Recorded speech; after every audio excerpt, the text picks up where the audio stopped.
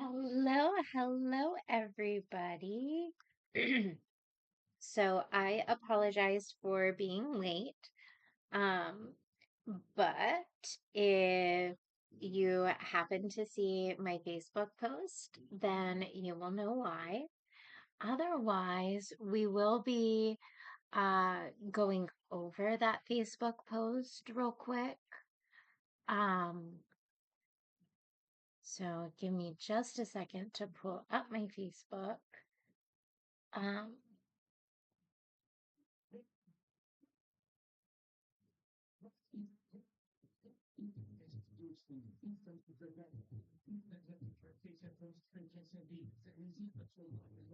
I apologize. So how is everybody? Um, I have missed you all. It is insane to think that it's been a couple of days. Um, Perfect. So I have the Facebook post up that I want to share with you guys. And this is going to be before we get started on Melody Ferris's trial. We are on day 3, but this is part 4 of day 3. My children will be getting home soon, so don't be surprised if I mute it for a few minutes until the dog is done. I wanted to get started at around 3 o'clock so that we were well into our live before the kids got home. But again, this was for good, um, a really good reason as to why I was late. So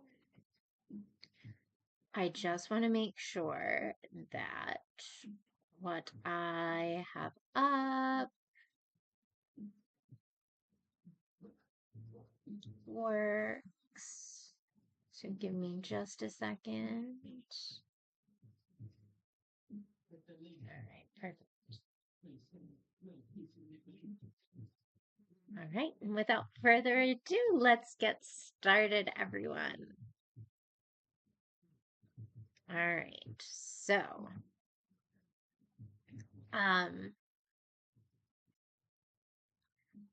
I just want to show the community update that I have done for Oakland Alexander.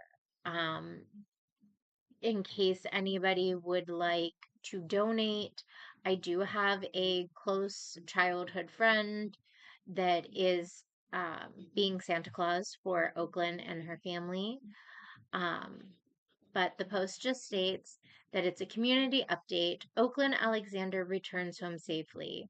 We are relieved to share that Oakland Alexander, who was kidnapped from Empire, Ohio on November 11, 2024, has been safely returned home. However, this rescue came with a heavy cost. Law enforcement had to take necessary actions to protect Oakland, which tragically resulted in the loss of her father, who was also the perpetrator. This is an incredibly difficult time for Oakland and her family, and they need the love and support of the community now more than ever. Our dear friend, Santa, Chris Grimm, is stepping up in a big way. He will be visiting Oakland and her family to bring them some holiday cheer, and he's helping to coordinate donations to provide support. There is a gift drop off location, so for gift cards, whatever, you can drop them off for Oakland anytime at the Rusty Bull in Toronto, Ohio. Oakland loves Harry Potter, Monster High, arts and crafts, playing dress up, and makeup. She wears a size 7, 8, and a shoe size 12 to 13. Her favorite restaurants are Taco Bell and Chipotle, so gift cards for those would be greatly appreciated.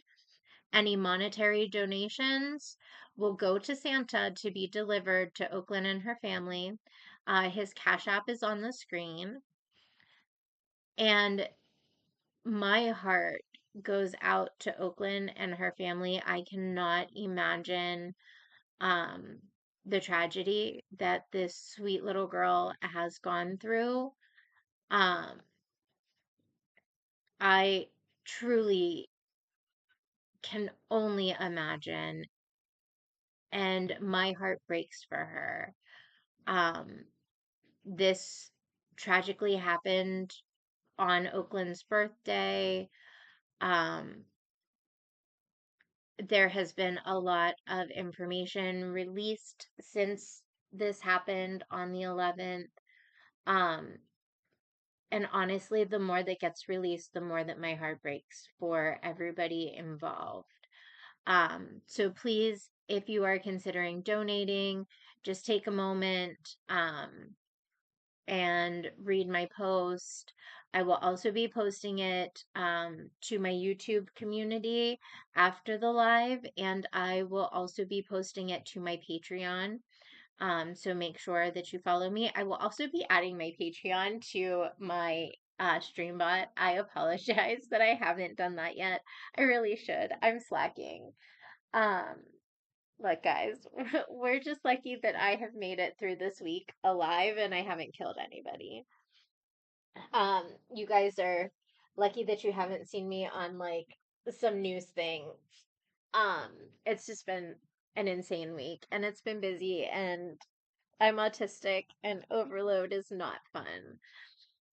Um, we are a fair way through day 3. So I have a feeling that we will get fairly close to the end of day 3, possibly be able to finish out day 3, and hopefully tomorrow start day 4.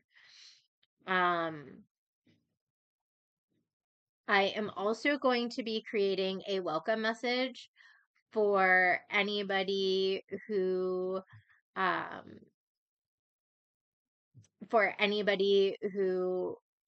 comes into the stream, and when the stream starts up, all of that fun stuff.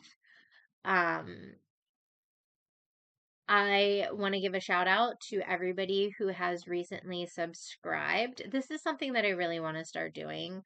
Um, is going through like recent subscribers.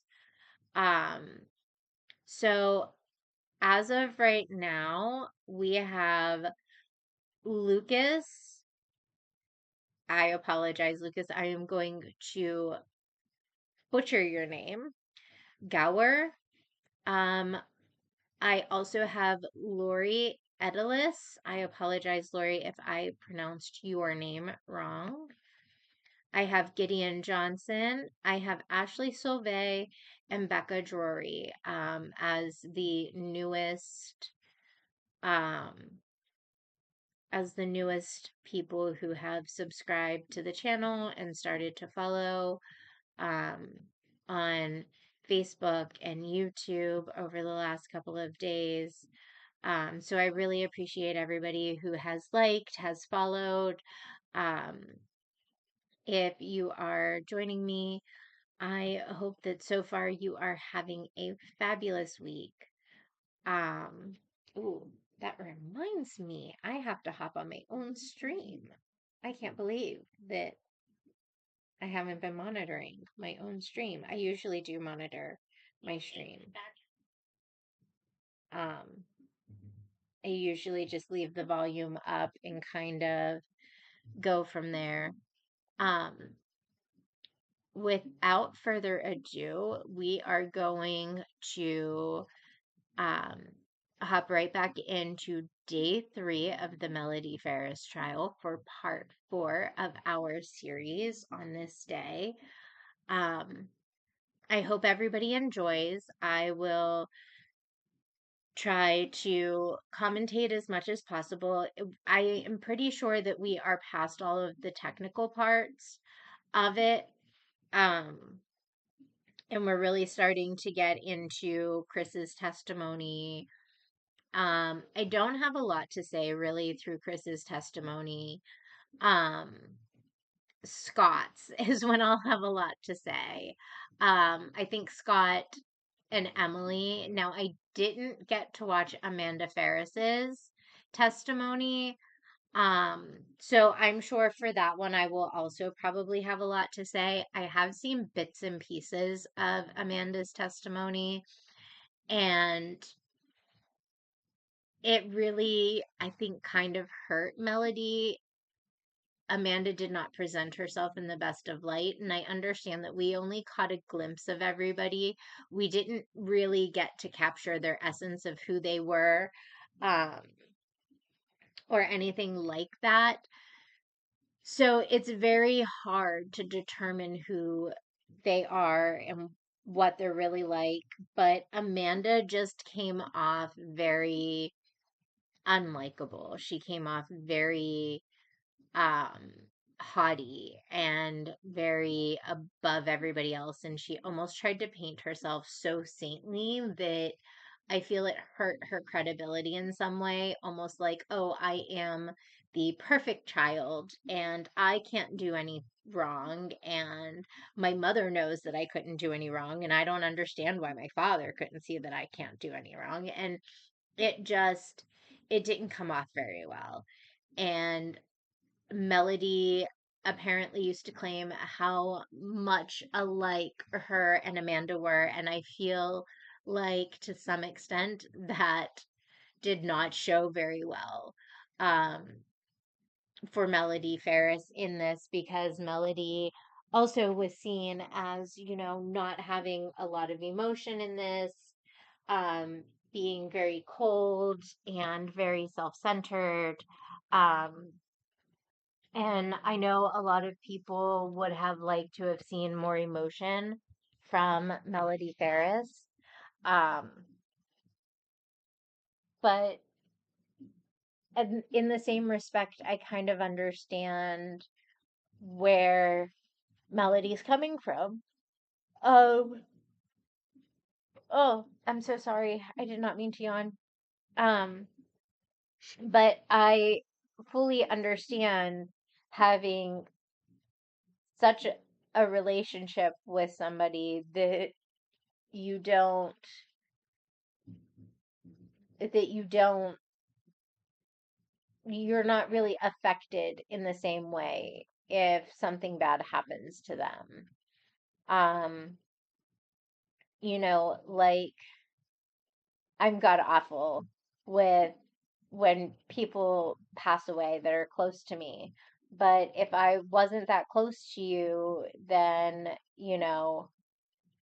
I probably don't care. Oh, for crying out loud, I don't know why all of a sudden I'm super tired. Um, I'm so sorry. Hopefully you guys won't have to sit here and listen to me yawn. I might go downstairs and grab an energy drink.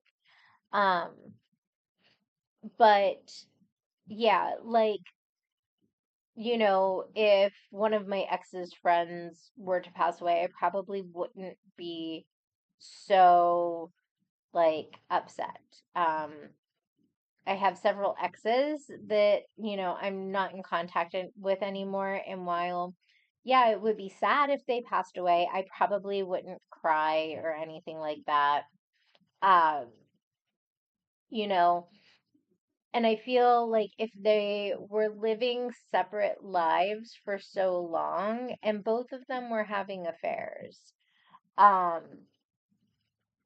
at any point in their relationship, they both had affairs. Um, And I feel like to some extent, if you're so emotionally uninvolved that you're having affairs on each other, then you are not going to really react to their death the same way that you probably would your current lover. Um, and people might find that cold. I just find that as life in some ways. Whenever you're not as close to somebody, their passing or them not being there doesn't affect you the same way. And it's a harsh way to look at it, I agree, but it's still a very valid viewpoint. Um, but without further ado, I'm going to shut up and start hopping back into day 3. Thank you all.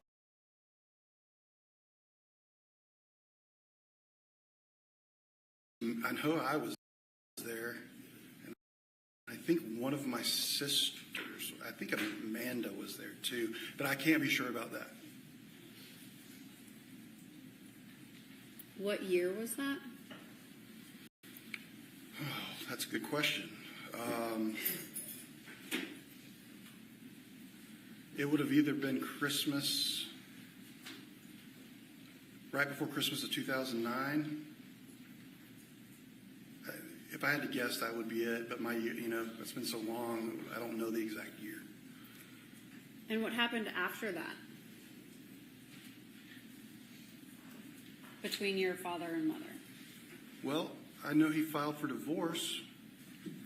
How do you know about that? Well, I got wind of it because I had stopped at the house in Alpharetta to use the restroom because I had a job where I drove around a lot.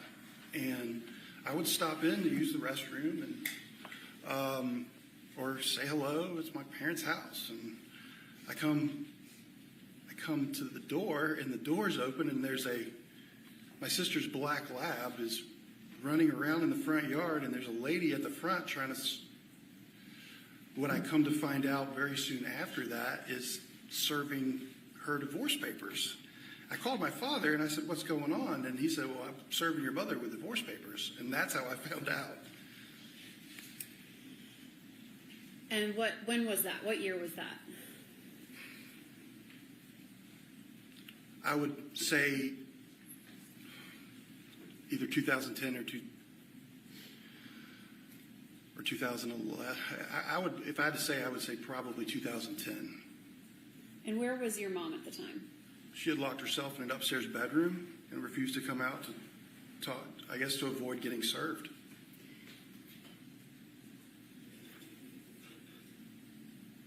At any point, did your mom leave your dad? Can you clarify what leave means? Leave the house for a significant period of time? Yes. Can you tell the jury about that? She would leave and be up in Florence, Alabama for months at a time.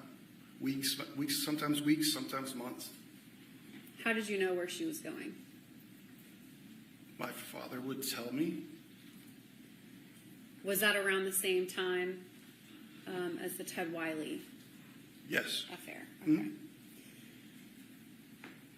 Is that what prompted your dad to file divorce papers? Yes. Did they end up getting divorced? No. Do you know what happened? She came home. He called me one day and said, "She's coming home. I want you to forgive your mother and accept her back." And did you do that?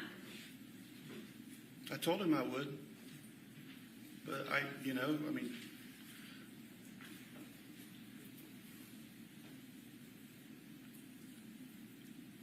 I would say I gave it my best try. I want to go back a little bit to when you mentioned you moved to Maine. Sure. And you have two daughters. And did you have both at the time you moved to Maine, or just No, that was 2 weeks after Ella was born. Ella's my oldest daughter. Okay. And why'd you move to Maine? Well, because we didn't have any money, and my wife, the mother of my children's parents, had a house in Maine on Lake Sebago, this beautiful house, and they said, "Hey, come live up here." And I had visited Maine a couple times, and I was all for it. How did your parents react to that move? They weren't happy about it. My mother was not happy, and my father, he understood, but if I had to say, I don't think he was happy about it. Prior to moving, you ended up having Addison in Maine? Yes. And did your mom come up and help out with that? Oh, yeah, absolutely. She was very supportive. Oh, yeah, she was great. Mm-hmm. And she's always been supportive with your daughters. Yes, very. As was your dad. Very much so. They love your daughters.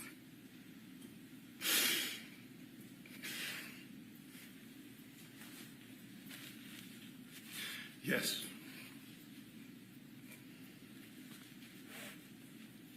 I want to move forward a little bit.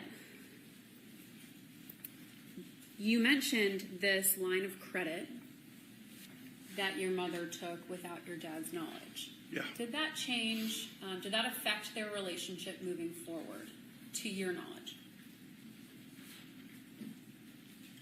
It affected it financially, I know, and I think it affected it at some degree, you know, their trust, his trust for her, you know. I can't speak for him, obviously, but I know for sure it affected it financially, for sure. How did you know that? Well, he basically told me he wasn't going to let that happen again. So I assume that, well, I know he basically took away her ability to be able to do that. Okay. What does that mean? I'm not really, I mean, he didn't share details with me at the time. But what was your understanding of your mom's access to their finances? Before this happened with the HELOC, that they just shared everything. You know, it was. When you say HELOC, what is it that you're talking about? Home equity line of credit. Okay, so before, you're talking about before that? Yeah. Okay, they shared everything. Yeah, I mean, I don't remember anything other than they had a checking account, and then how did it change? Husband and wife. I'm not sure exactly. Okay.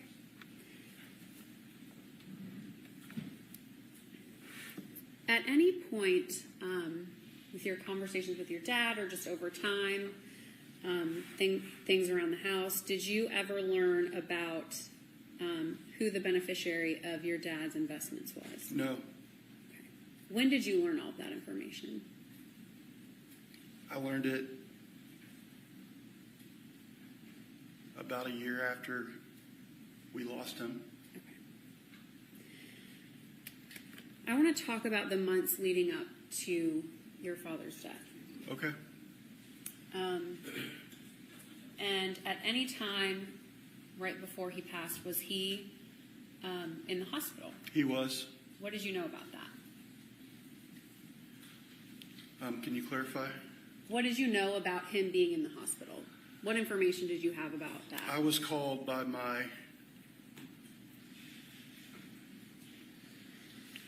the first initial, I think I got a text message from my brother saying we're taking Daddy to the hospital. And then I got some sort of communication from my mother saying, that he was in the hospital or we were taking him to the hospital. Did you know why? My father would have these, he would call them his spells, okay, where he would be very lethargic, almost, how can I put this? Just very, very tired, couldn't stay awake, didn't feel well. That's really the best way I can describe it. Did you ever witness one of them? I never did, actually, never. How long had he been having those? At least for a few years. On and off. I don't know exactly how long, though. And so that was your understanding of why he was admitted to the hospital? Correct. When was that? That would be April, I think early April of 2018. Did you go visit him in the hospital? I did. As soon as I found out that he was there, I rushed up there. And how did he appear to you when he was in the hospital? Fine. Was he acting fine, or was he acting differently? He seemed 100% okay. Like, I ran up there as fast as I could because it was described to me that he was in very, very bad shape. Who described it that way? My mother. How did she describe it to you? Basically that, it was bad, you need to get here. And what is it that you were expecting when you walked in? I was expecting the man to be hooked up to machines and honestly, I wasn't even expecting him to be just in a general room, as bad as it seemed, which I was told. I didn't expect to walk in and see my father just sitting up and I was very panicked. And he looks at me and he's like, "What's your problem?" I was like, "Well, I was told that you're in really bad shape right now." I want to go back a little bit. Eventually, your parents moved out of the home in Alpharetta, the first house you moved into in 1995, right? Correct. When did they do that?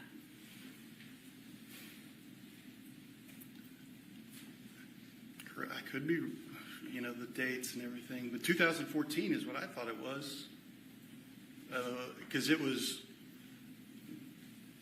after Halloween, because I remember helping them move, and I was trying to get out of there to go watch the Alabama game. So we were playing LSU that night. So yeah, it was right around November. I thought it was 2014 is what I thought. It was what I think. And where did they move to? Purcell Lane, Alpharetta, Georgia, on the other side of Alpharetta. It's more the western northern corner of Alpharetta, and it's actually in Cherokee County. Okay. Did you live with them at the time? No. Where were you living? In Buckhead, at my apartment. Why did they move out of their Alpharetta home? It's a good question. I talked to my dad about it some, and he said, it's just kind of time. And my mother and I talked about it, and I went and met her to look at homes while they were looking for houses before they purchased the Purcell Lane house. I would meet her, and I would go with her and her real estate agent to look at homes. Were you surprised when they bought a hobby farm? Yeah, I was a little bit. Why? Because my father always told me, he's like, "Well, after this house, I just want to get a townhouse in, Buckhead, or, so I'm close to the office and don't have anything really to take care of." Where was his office? It's in Midtown. I guess you would say Midtown. It's off 17th Street. It's the Wells Fargo building.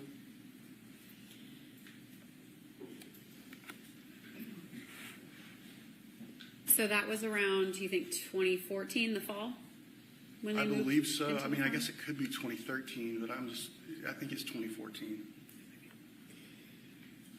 Because never mind. So you saw your father in the hospital Correct. in April, and he was fine. Yes. He appeared fine. And how long was he in hospital for? A few days.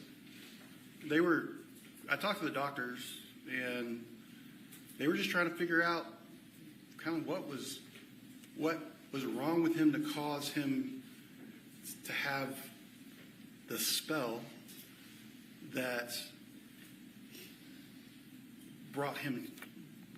caused him to have to be brought to the hospital. So they ran some tests. I know they had a stress test and all that kind of stuff. While you were talking to your dad in the hospital, did he enlighten you on what he thought was wrong with him? He did. And what was that? He said, "Chris, I think your mother is trying to poison me." And what was your reaction? I said, "Excuse me." He said, "Well," it's like, "she spent the day screaming at me, and I was watching TV in the theater room, and all of a sudden she brings me down some cookies. And I ate the cookies, and my throat started burning, and then I started feeling bad." And I told him, are you, like, what? He's like, "Oh, I'm just probably paranoid or something." Some paraphrasing. I don't remember exactly what he said, but he kind of shrugged it off. Sure. And that's what he said. At that time, did you know the state of your parents' relationship? I know they didn't like each other very much. Why did you think that?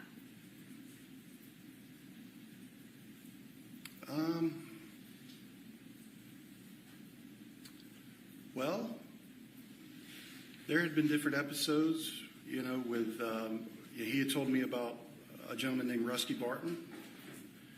He had told me numerous things. I mean, there was a lot of things why I thought that. He confided in you about their relationship?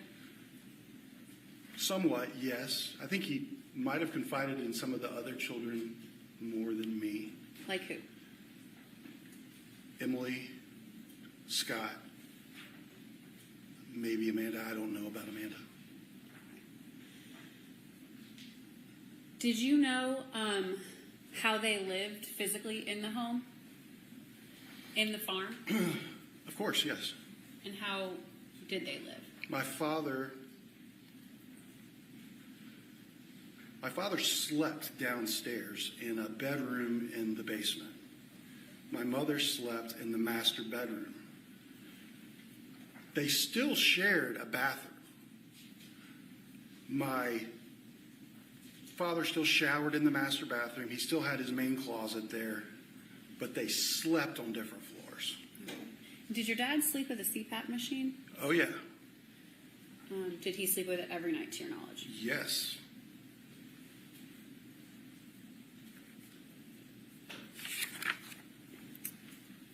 I'd like to talk about.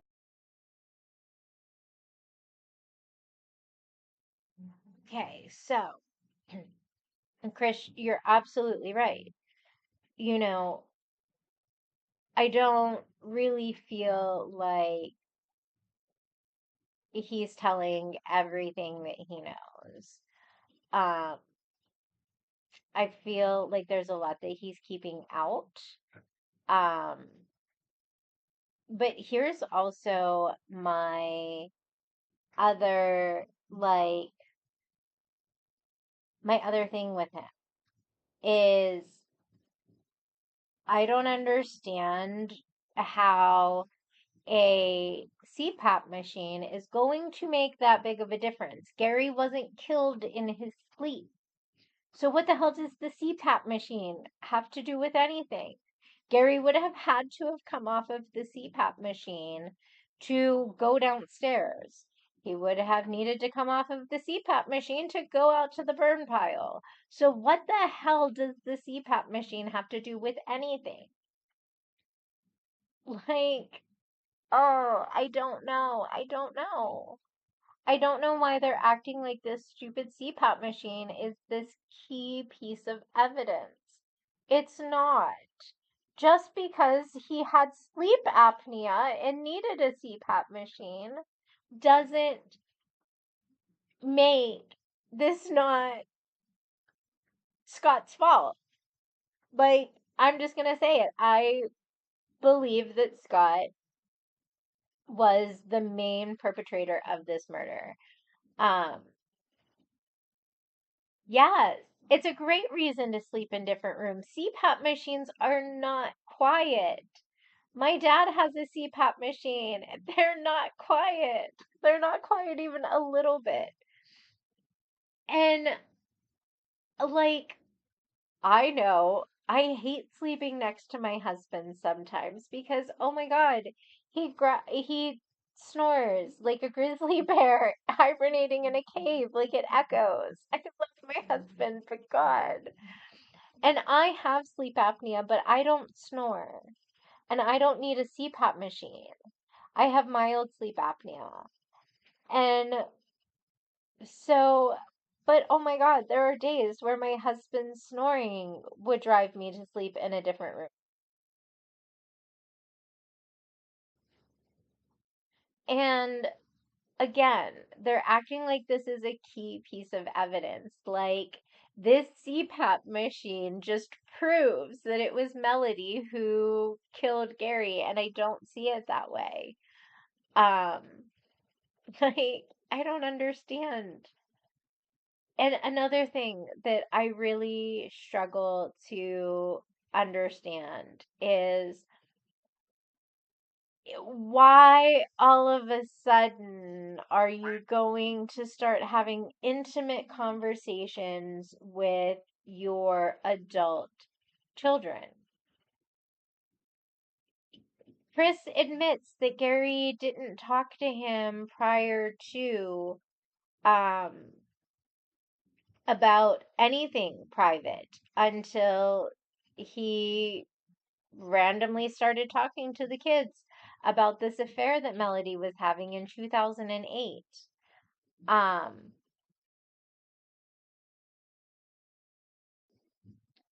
and so, like, why was this affair all of a sudden the trigger point that got Daddy to start talking to his kids?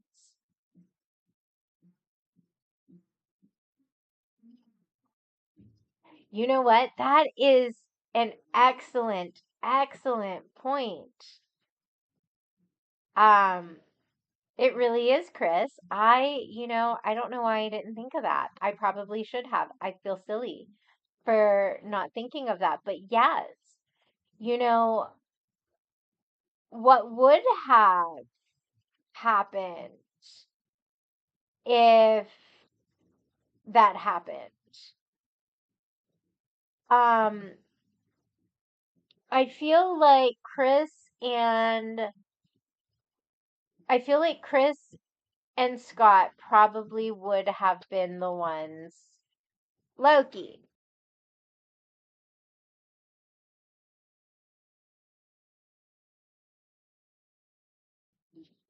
Sorry, Loki's getting into stuff, and I'm trying to keep him behaving for the most part. But I feel like Chris and Scott would probably have not been swayed by the fact that their mom was getting divorced from their dad, even if she took half. Um, and but I do feel like if mom took half, that there could have potentially have been a good possibility that mom would have gotten the house. And see, I think that the house is the big motive for Scott to have done this. He even said to his dad that he was going to own the farm one day. Um, and so I really am wondering if it was less the fact that do you like your phone? Sorry, my daughter just got a new phone and she's over here dancing with it. So, when I have my hair up, it still does it. So well, yes, honey, that is what happens when you have a newer phone, sweetheart. also some lotion since Um, I mean right. when Okay, it's off and sweetheart. We will talk about this. I know you are so excited, but we will talk about this after Mom's live, okay? hope Okay. you have fun with your life. Hope you guys have fun too. I love you. Um, but yeah, so I feel, and please don't let Loki downstairs. Okay, I'm just letting you know, because he's being a pain in the butt with Bear. Sorry, everybody.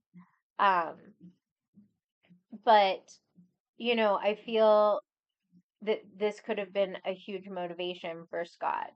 If Scott lost the farm or the access to the farm, then he would lose the ability to have the farm.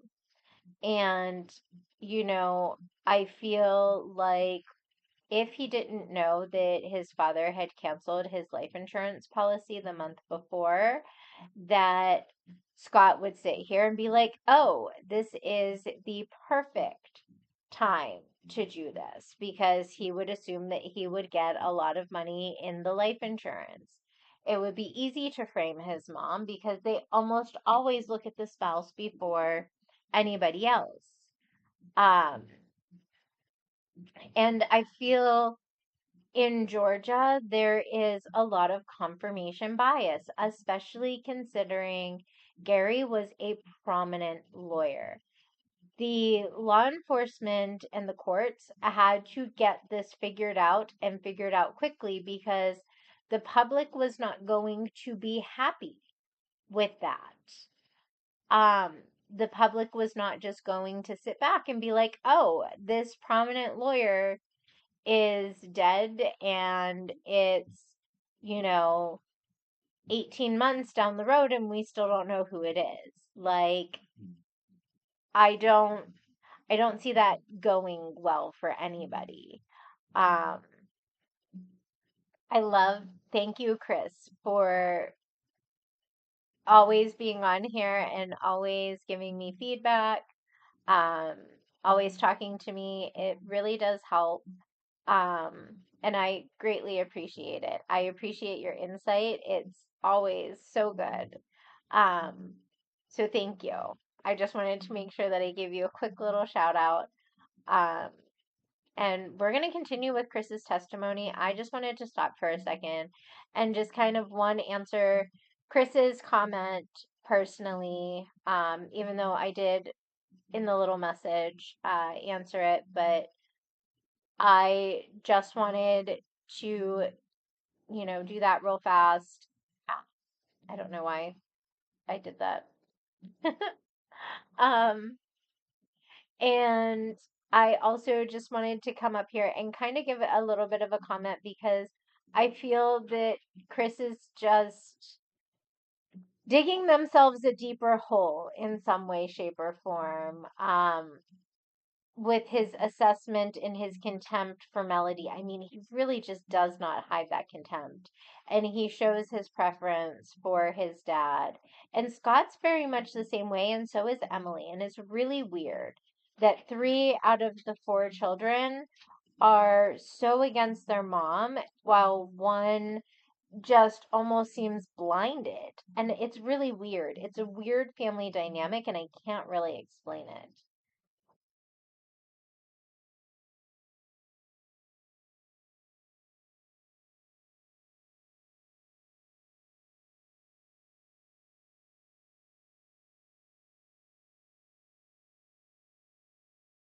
About your dad's birthday weekend before he was murdered, okay? Okay. When is your dad's birthday? June 27th, 1960 was when he was born, so June 27th. Okay. And was that essentially the week before his remains were found? Absolutely, yes. What did the family do for his birthday? Well, we had a family gathering at the farm. Everybody was there. It was a cookout. We cooked barbecue, and Emily brought her daughter, the new baby, and it was a celebration of his birthday. Were your daughters there? No, they were not there. So when you say everybody here, I have a family tree over here. Both your parents were there, right? Correct. Okay, and then that's you and your wife at the time, Jenna? Correct. Scott was there. Emily's husband Chris there too? Yes. And they had just had Olivia. Yes. Okay. And then Amanda was there? Yes. Was Chad with her? Yes. Was Cameron there? I don't remember that. What did you all do that day, that evening? We ate. I remember Jenna and I took the RTV through the woods, and I actually ran out of gas, so I had to walk back up and get gas for the RTV, because when you took it off-road, it would get kind of sideways. Well, if it was on empty, it wouldn't be able to suck the fuel into the engine, so I had to walk all the way through. She wasn't very happy with me at the time, but we walked from RTV back up to the barn to get fuel to put in it so I could drive it back up to the house. Did you have anyone help you with that? I don't remember. I think maybe my brother did, but I don't remember. Were you well versed with what to do on the farm and how to work anything on the farm or work at all on the farm? No. Okay. Did you like going to the farm? No. Why not? Well, I did sometimes, but for the majority of the time I did not. When they first bought the farm, I didn't really like going because my father would, put me to work, cutting trees down with him and things like that. And then the other reasons down the road kind of led to why I didn't like going there, which was the turmoil of their relationship, unfortunately. Of what really?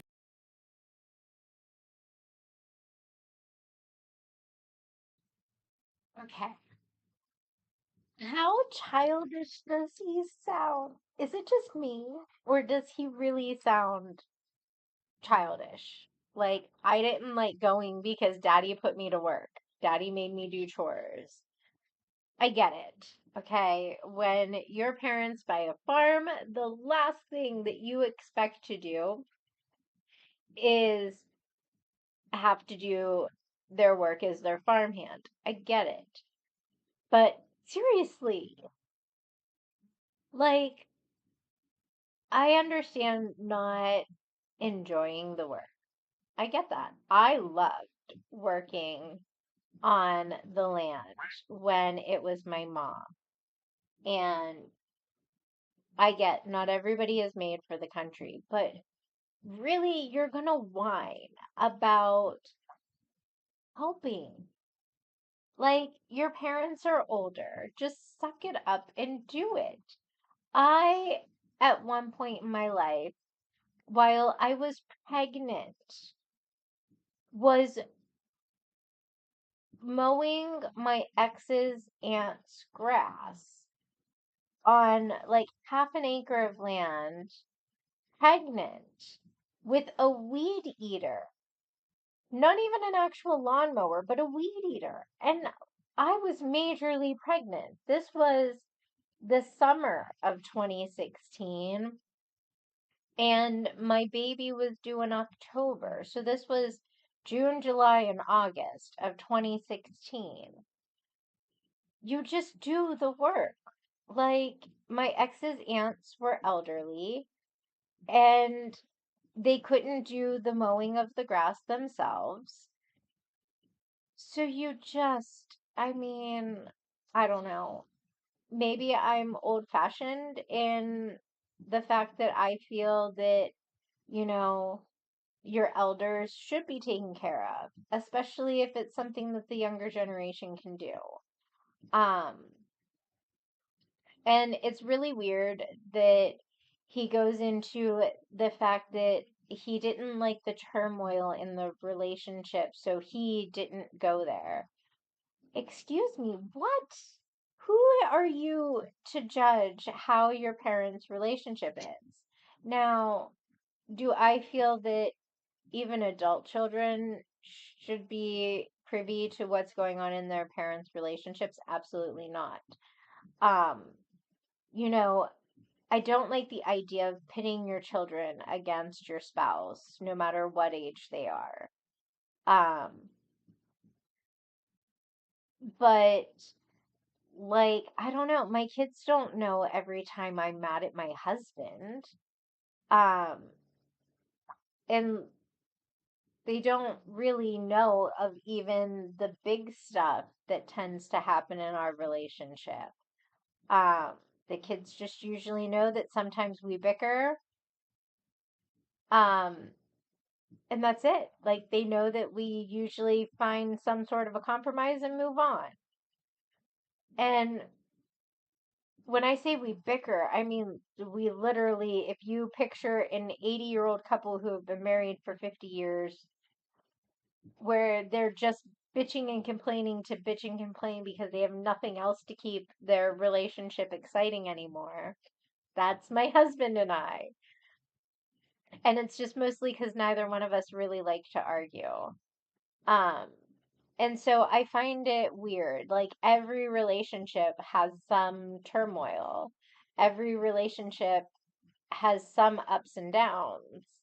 Like, are they so at each other's throats that they're throwing things and breaking things and hitting each other and screaming 24/7 or what? Because turmoil to me can honestly go either way. I've experienced both, but one goes past being turmoil at that point. And while I totally agree that you should avoid it once it gets to that point, like, are you just mad because mommy and daddy couldn't get along and mommy and daddy were sleeping with other people? And, or are you angry because you think that that might, disturb your free reign with the credit card? Like, what are you really mad about? Your parents are adults.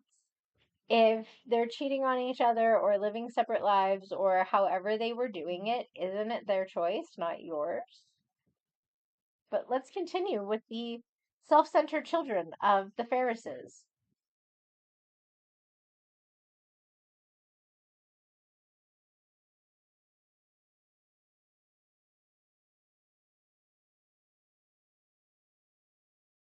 Of their relationship? Yeah, Did you have turmoil with anyone? with my mother. Okay. When did that start?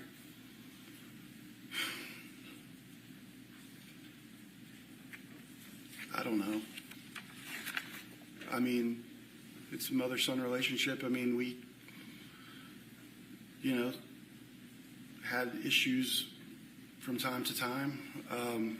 But in summer of 2017, it got to its highest point of turmoil. What happened? Well, her and I got into a little bit of a confrontation because she was withholding giving my children back to me. My children love spending time with their grandmother, but my kids were being purposely held from being returned to me. Do you know what caused that?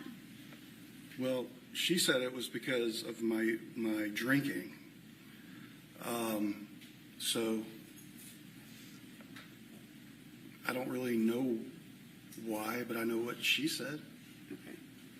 And how did you receive that information from her? Not very well. I was very upset. And my kids are only... Okay, I swear this is the last time that I am chiming in for a minute. But is it just me, or do we notice? See, here's the thing, is I don't really feel like they're kidnapped. Um, so is it just me, or does anybody else notice the question that the prosecution is avoiding asking, which is, was your drinking really a problem? Because I'm sorry, if my children were dealing with an alcoholic parent, I probably would have kept my grandchildren from them as well. I have had a similar circumstance um, where I had left my ex and we had children's services involved due to domestic violence. That's all I'm going to say on that one. Um, and in our custody order at the time, it stated that my ex's mom was allowed to have visitation of the kids. I purposefully put that in there. Um, I put in that she had to notify me a week in advance that she was going to be taking the kids and what day she was going to be taking the kids. It did have a specific day for her visitation. Um, and I actually had a situation where my ex's mom, who was a well-known drinker, um, had called and confirmed with me that she was going to be taking the kids. And then, literally, the very next day, less than 12 hours after she confirmed, she sends me either an email or she calls me something. And she's like, hey, she's like, I got these tickets from work for this craft beer and wine festival. She's like, I can't have the kids. She's like, I'm going to be too hungover to take the kids, like I said.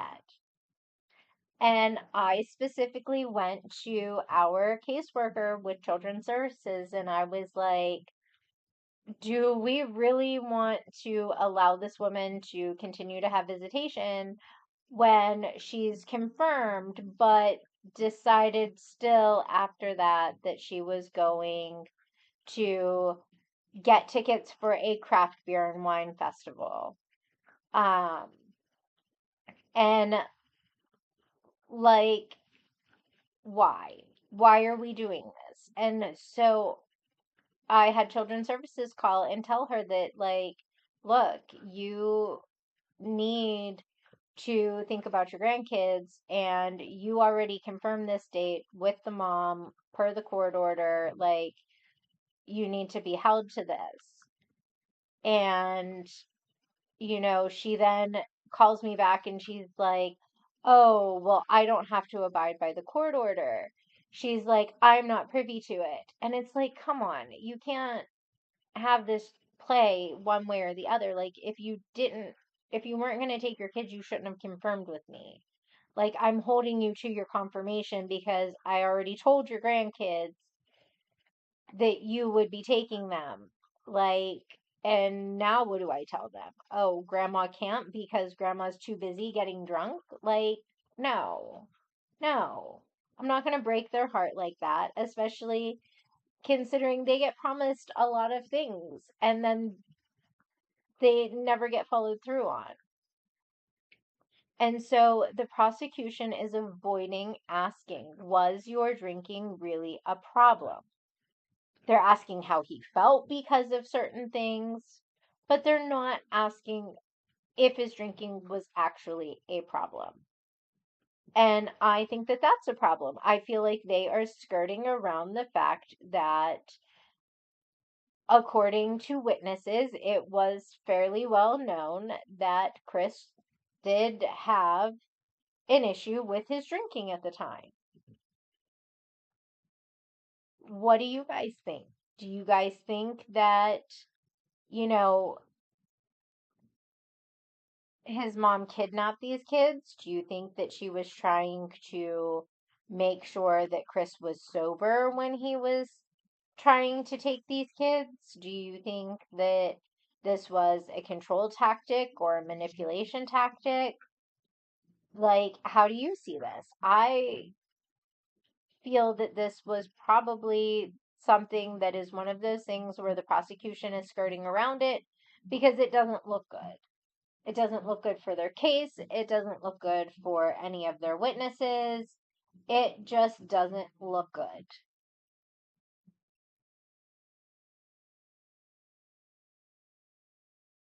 Only here for a short period of time. I mean, they had gotten to the point where, before, when they were younger, they'd come for a couple months during the summer, and it was to the point where they'd come for a couple weeks, and then they were just spending all the time with her. So I don't know if we've really talked about this. You moved back to Georgia, and did the girls stay in Maine with their mom? Yes. When did that happen? 2007. 2007? Excuse me. Yeah, 2007. Okay. And so when you talk about the girls coming, they would come to see you. Right. They would be on summer break, and they would come for a couple weeks, 3 weeks, somewhere around then, and spend time with me and my family. And they would hang out with your mom a lot? Oh, yeah. They love... What would they do with her? A lot. They would spend the night. They would go shopping. They would go do lots of things that a grandmother and grandchildren would do. When it came to your daughters, did your mom and dad, they never said no? Everything was... Oh, they never fun. said no. They love Big Daddy and Grandma. That's what they called them? Yes. Big Daddy and Grandma? Correct. Big Daddy was Gary. Grandma was Melody. Mm-hmm. So I want to go back to this incident with your mom. Describe what happened. How you described her withholding your children. Describe what that means. I had Braves tickets for this particular night, and I had gone to pick them up, and she basically said, I'm not going to let them go with you. And that's what happened. She wouldn't let them go with me, and there was an argument. And what did you end up saying to her that night?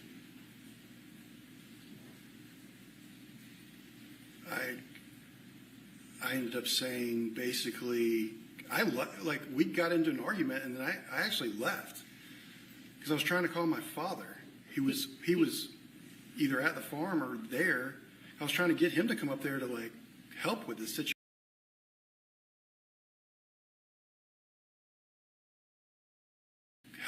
situation. And his phone was going straight to voicemail. So I just left. It was getting very heated. She was very, very,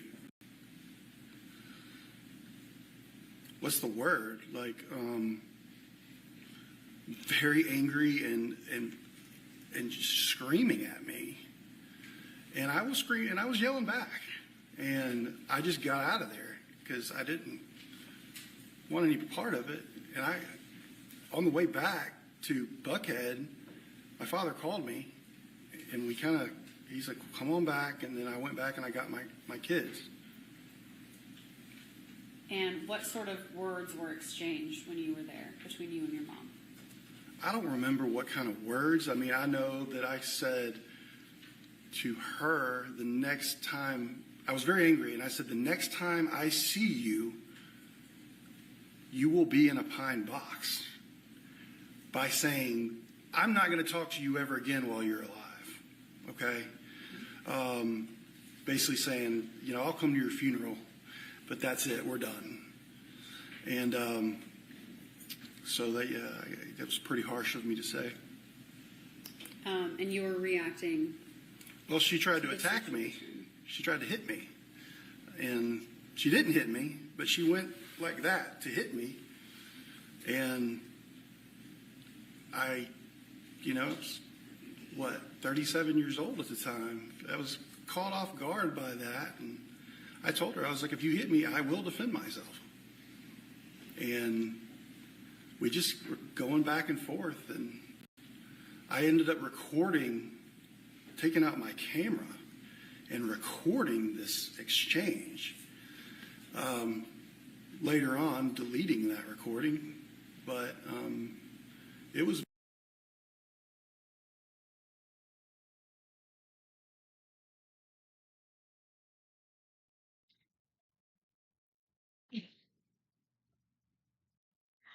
So, honestly, does this sound like an exchange that would have warranted hitting somebody? And I guess because I'm very non-confrontational for the most part. I try to resolve issues fairly peacefully. And it just baffles me. It seems very childish. It seems like an argument more between siblings than parents. Um, and it's weird.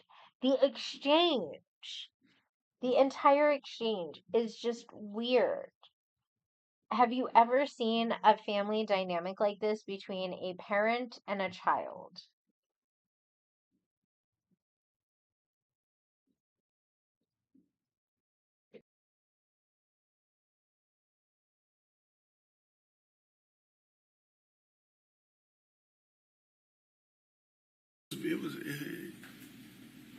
It was hard. It was very hard.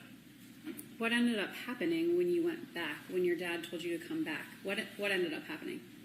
I came back. My kids were waiting on the porch with their suitcases, with their clothes in it, and we went home. Who was out there with them? My mom was out there. My dad was out there, and my girls were out there.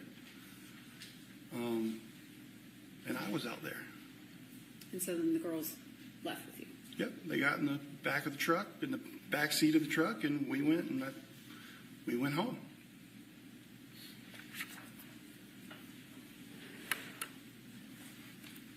I want to jump forward and go back to your dad's birthday weekend. That weekend, did you hang out with your dad? Yeah. You talked about driving the RTV. What all did the family do when you had gatherings? Well, we would eat. You know, all of our gatherings were focused around food, which is very, that's just how our family was, very Southern, And we would eat together. We would talk. That particular day, we had a new baby. So I remember, playing with Olivia and recording videos. It was, I had met her before, but, they lived in Nashville. So, I didn't get to see her that often. So, we were celebrating my father, but we were also celebrating Olivia. At that point, was your mom at the house? Yes. So had you guys made up, rekindled? How did that happen? Before Olivia was born, my sister had a baby shower. This was beginning of October of 2017. So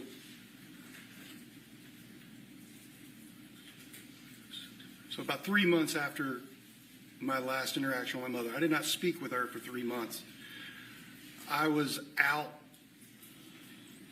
I had gotten a hotel in downtown Nashville for that weekend of the baby shower, and I was out in Nashville with my wife and my mother, Chad Bruce, and Amanda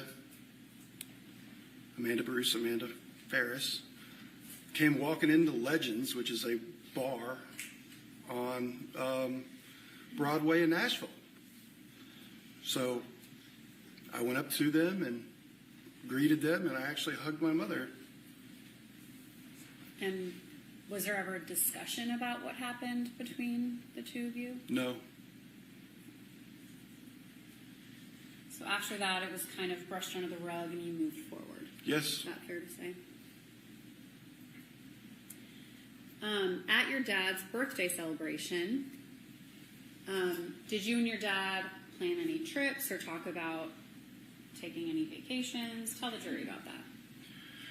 So my daughter had come to visit in May, so this was about a month before. And we were at Longhorn, and Ella said, "Big Daddy, I want to go to the beach this summer." And he said, "Okay, we'll go to the beach." So leading up to that birthday party, my father and I had discussed going to Orange Beach, Alabama for a trip right after the 4th of July. We would be going on the trip right after the 4th of July, but that party we definitely discussed the upcoming trip.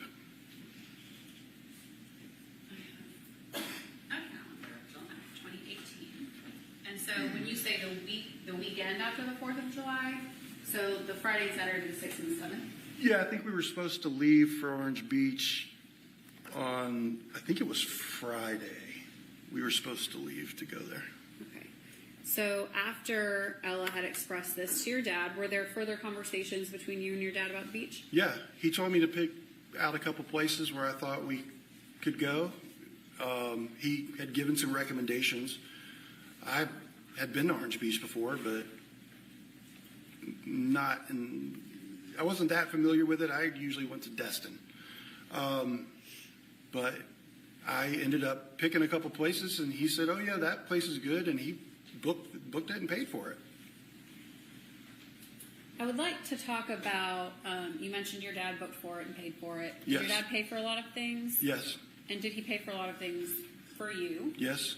Like what?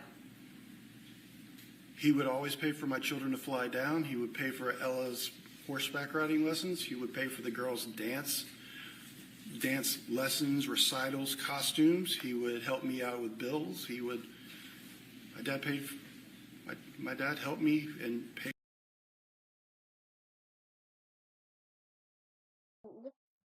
Daddy basically funded my lifestyle, my children's lifestyle, my wife's lifestyle, hell, the next door neighbor's lifestyle. Daddy just funded so much of everything for so much of the community. Like, that's how I feel when he's sitting here talking about everything that his dad paid for. And the problem is with Scott, it's even worse. Like, their dad paid for so much between the boys. And while Daddy did pay a lot for Emily as well, I can see where there's some tension between 3 out of the 4 siblings. Because, like, Amanda clearly did not get the same consideration that Chris, Scott, and Emily got. Scott had just had his like second or third vacation paid for that year for himself and his girls. Like, there just was so much. And you hear like his dad paid for recitals and things like that for the girls. His dad paid bills of his, and he started tearing up when he was talking about that. Like, you miss daddy's money. Let's be honest. You don't care about anything else. You just miss daddy's money.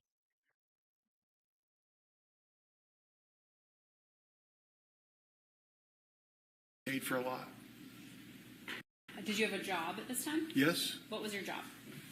At the time, I had my own painting company. So, was your dad that helpful with everyone in the family? I believe so. To your knowledge? To my knowledge. Okay. How was your dad and Scott's relationship? They had a great relationship. Would he take care of Scott Yes. financially? Yes, Scott worked at the farm. So they kind of had Scott worked at the farm. I mean, it was a lot of work. And my brother did not have another job, and my brother had to have money to live. So it's, I didn't know the details of it. I didn't know if they had like a, agreement of how much, or I don't know what that looked like. But yeah, I mean, I know the money my brother would have would be from my father. Would you and your dad ever get in arguments about money?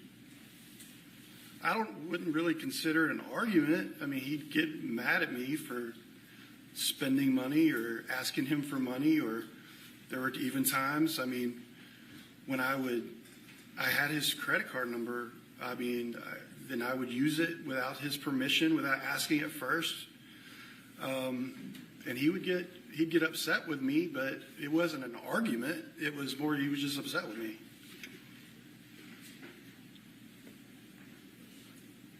So when it came,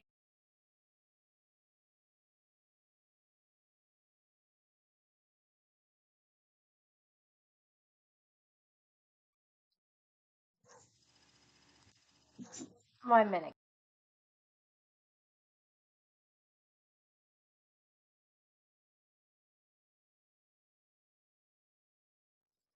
Sorry, there was somebody outside just yelling really loud over nothing. And I needed to get the dog to stop barking. Um, but I love how Chris admits that he would take his father's credit card without asking. And yet, he even admits that him and his dad would get into disagreements about this, but it wasn't arguing. He was never mad at him, but he would definitely let him know that he was unhappy. Like, seriously? What the fuck crack are you on? Like, pardon my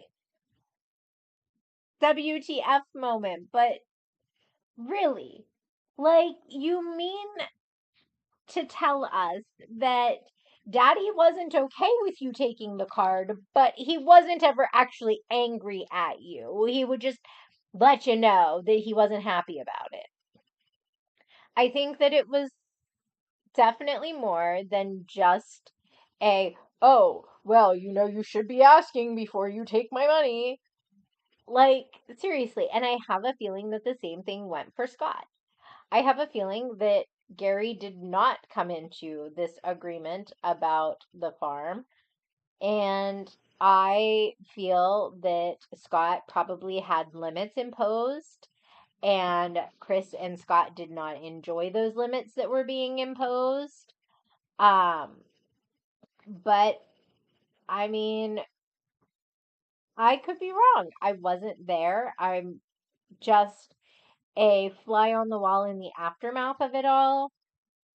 But I really feel that there is so much more to Chris and Scott's story than either one of them are fessing up to. Um, and I really feel the more that I go through this trial and the more that I have watched this trial, the more that I am convinced that um the more that I'm convinced that Melody probably wasn't involved and that she was just meant to be the fall person for this. Um, and the more that I believe that Chris and Scott Ferris were probably both involved. Especially since neither one had that great of an alibi, to be honest. Um, Chris was sleeping alone at home, but nobody would have ever like missed him because they all would have known that he left. Like, seriously? Like, no, I call bullshit. Um, you know, just I don't know. I call bullshit on a lot of what Chris has to say.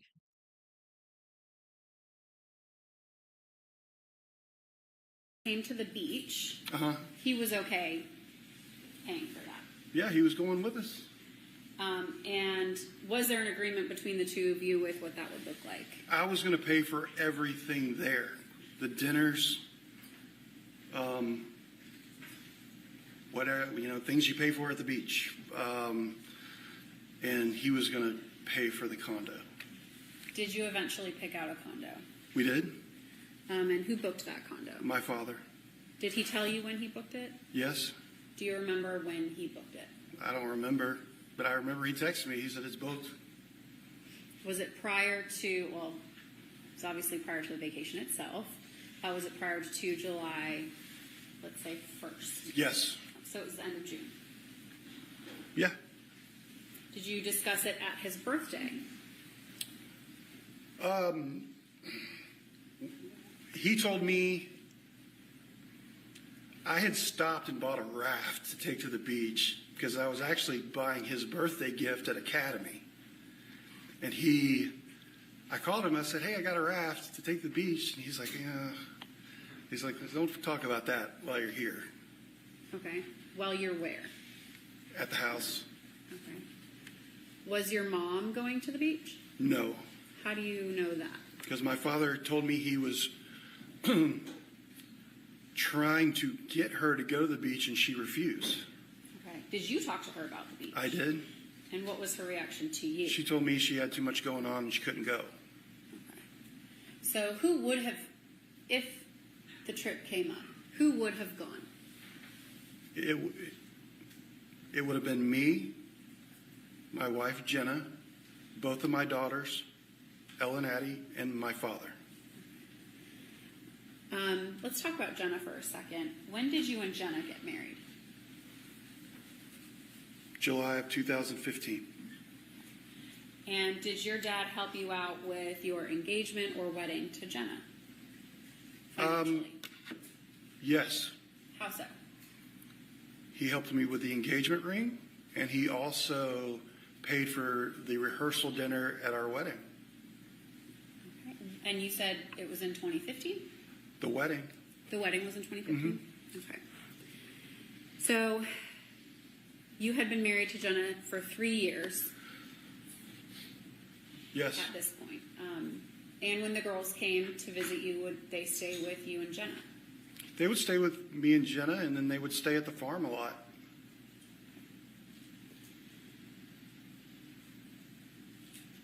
The conversations about the beach with your mom, was that over the phone, in person? How did you guys discuss the beach? Most of the conversations with my mother we spoke, but I don't remember exactly how that, if it was text messages or if it was a phone call. I don't remember. But at that point, to your knowledge, she was not going. Correct. Now, after your father's birthday, I want to talk about that next week, okay? Okay. The first week in July of 2018. Were your girls scheduled to come down and stay with you? Yes. When did they come down? They arrived at between 8 and 9 a.m. The morning of July the 3rd. The morning of July 3rd, and that's Tuesday? Yes. So the Tuesday morning. Mm-hmm. Did you work on Monday, July 2nd? I don't remember, but probably. I would think so, but I don't remember. Okay. So the morning. I mean, it was a holiday week, so probably I don't remember. Okay. Let's talk about the morning of July 3rd, that Tuesday. What did that morning look like to you? What did you do? Woke up, we drove to the airport, Hartsfield-Jackson, picked my kids up. They always wanted to go to Waffle House. They don't have that in Maine. So we went to Waffle House. Who was it that went? Ella, Addie, and myself. Jenna was not with you? No. Okay. So how long did you eat at Waffle House for? 30 minutes. What did you do next? We went back to my condo and Where hung was out at 55 Far Road in Buckhead. Buckhead, okay. And what did you do then? Just hung out. I had a dog at the time. They were very fond of Oliver. That's my dog's name, or was my dog's name. We hung out, and they were itching to do what they had what they thought planned, for their trip, which is. And what were their plans? Well, Addie had already arranged with Cameron, which is Chad Bruce's daughter. My sister Amanda at the time, would eventually become, I guess when they got married, her stepdaughter. They had planned, because they, both had phones, they would text each other and, say, oh, I'm coming down to stay with me, visit my dad, and we're going to have a sleepover at the farm. So that was Addie's plans. Okay. Ella's plans were she had this friend, Emma, who was the daughter of, I think, this guy named Terry, who lived on Birmingham Highway, and my mother had become friends with him, and Emma had become friends with Ella, and Ella and Emma had talked, and Emma's mom actually trained horses at this facility up in Cumming. I believe it was Cumming. It was up near the farm, but it was, I know she lived in Cumming because I dropped her off there that afternoon. So they were itching to go. They had plans. Okay. And none of them with you, it sounds like. No. I mean, we had. How old? Yeah, they were preteens at the time. They were 12 and 14 years old. Like they were very social. They were busy. They were busy. So, did you execute these plans for them? Addie's plans did not come to fruition the night of the 3rd. Mm-hmm. She had asked to do that, and I said, well, you got to ask your grandmother, and it just didn't work out. But I did take Ella to Emma's mom's house and dropped her off. She went to have a sleepover. They were actually going to sleep over at this horse training facility, and I think they had like a pool or a pond they swam in, and she was all excited about it. So we actually stopped at Target on the way up there so she could buy a new bathing suit. Okay.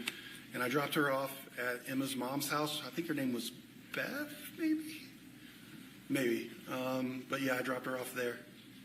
What time was that? I'd say if I had to put a number on it, between 4 and 4:30 p.m. On the 3rd. Correct. Okay. After you dropped Ella off at Emma's on the 3rd, where did you go next? Well, I called my father and I said, hey, do you want to meet us for dinner? Because I hadn't talked to him that day. And he said, I'm working. I said, oh, cool. I was like, well, let's, meet up and get, he's like, no. I'm at the farm. I'm just working. I said, oh, okay. Well, I was like, I just dropped Ella off. We're going to come by and come see you. He had recently seen Ella because she was down in May, but he hadn't seen Addison since Christmas time. So, we were up there. Might as well stop by. So you ended up stopping by the farm? I did.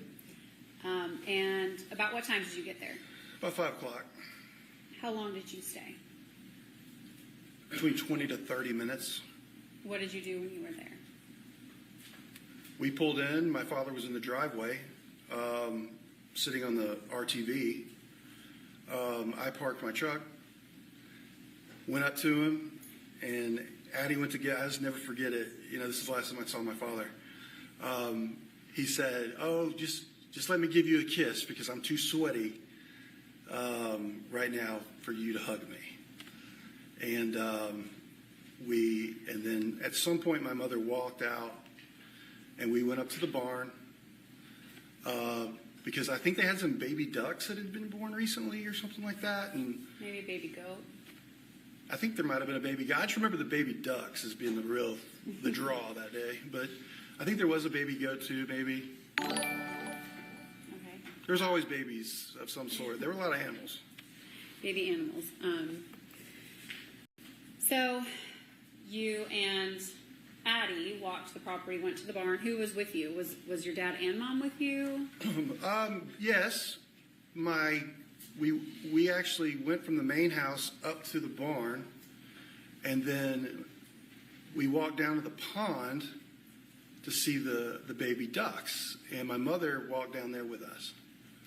Who all went to the barn? All to the four of barn? you? Yeah. All four of us went to the barn. How did you get to the barn? I drove my truck up there. Okay. How does your dad get to the barn? He rode the RTV. How did your mom get to the barn? I think she walked, but I don't remember. And was Addison with you or with your dad or with your mom? Addison was with me, I think. She might have walked with my mom. I haven't thought about that in a long time. So your dad was on the RTV. Yeah. Was he on the RTV often when you were at the farm? All the time. Do you know where he would keep the RTV? Different places. Sometimes it would be at the barn. Sometimes it would be parked in the driveway. Sometimes it would be parked in the garage at the house. But he had it often. Very much so. Do you remember if there was anything on the RTV this day? Yeah. I remember seeing like dead boxwoods, I think what they were, that he had pulled up and put them in the back because we had a conversation about it. What was he planning to do with those boxwoods? He told me he was getting ready to burn the burn pile the following day on July 4th. He told you he would burn it on the 4th? He told me he was going to burn it on July 4th. Did you see the burn pile? I saw the burn pile the weekend before at the birthday party when I was driving the RTV through the woods. How large was it? It was big. I remember What does big mean? Big means probably as tall as I am, and I'm 6'4".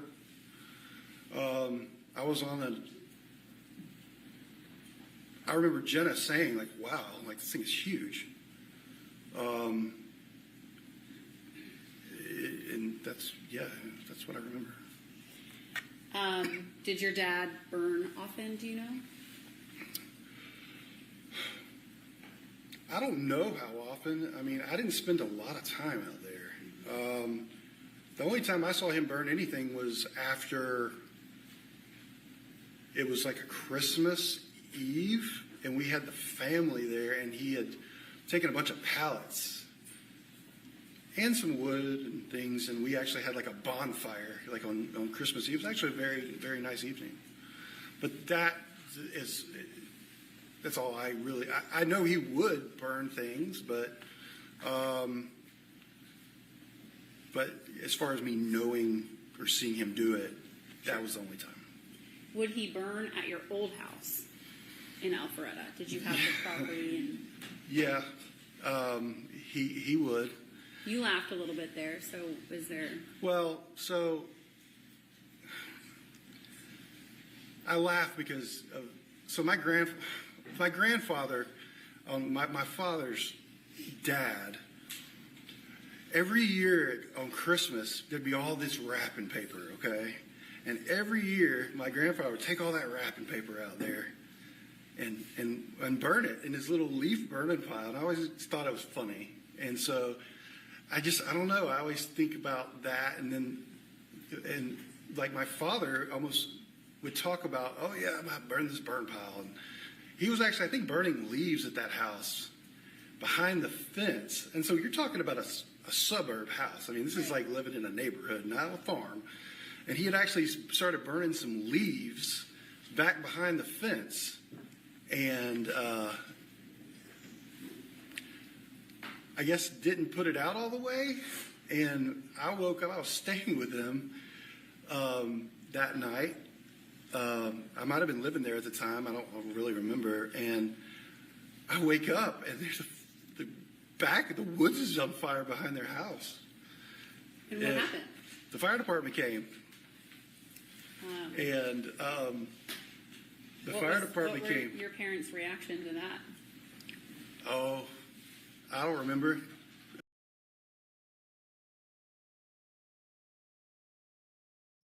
Okay, is it just me, or does this story feel like it's just being tossed in there to make it seem less like him and his brother?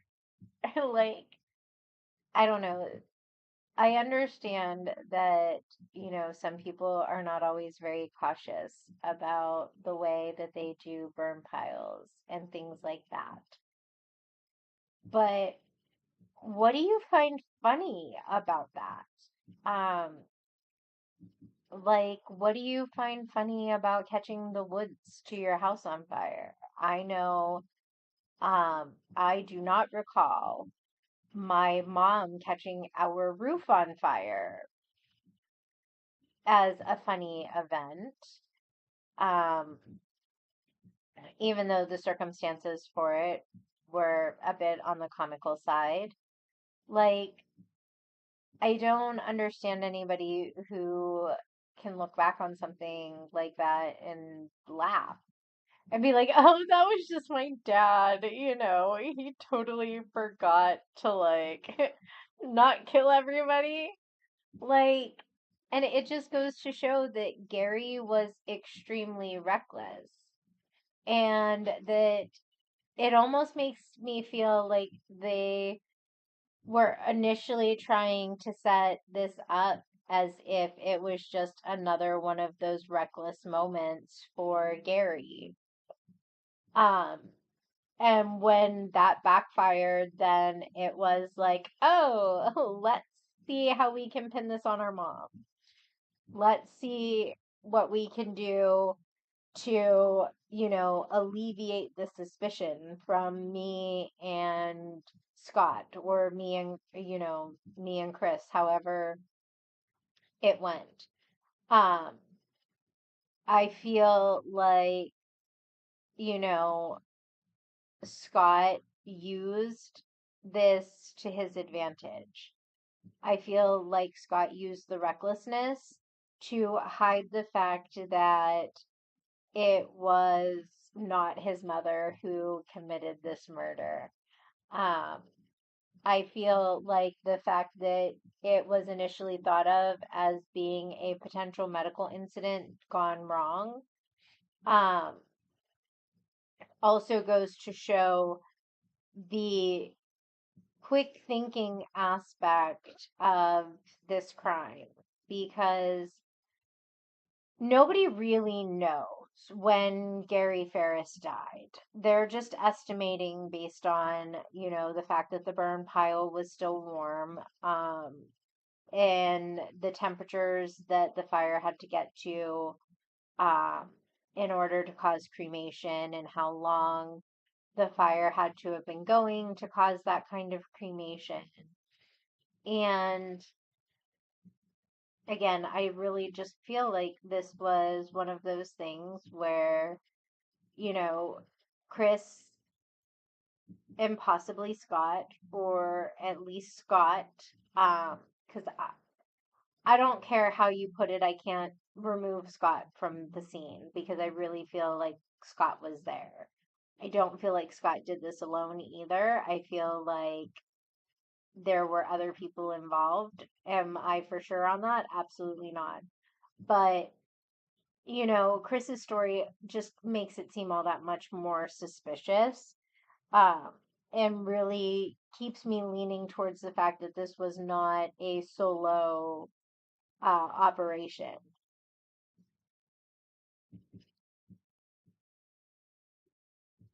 I mean, yeah, well, I don't know. See,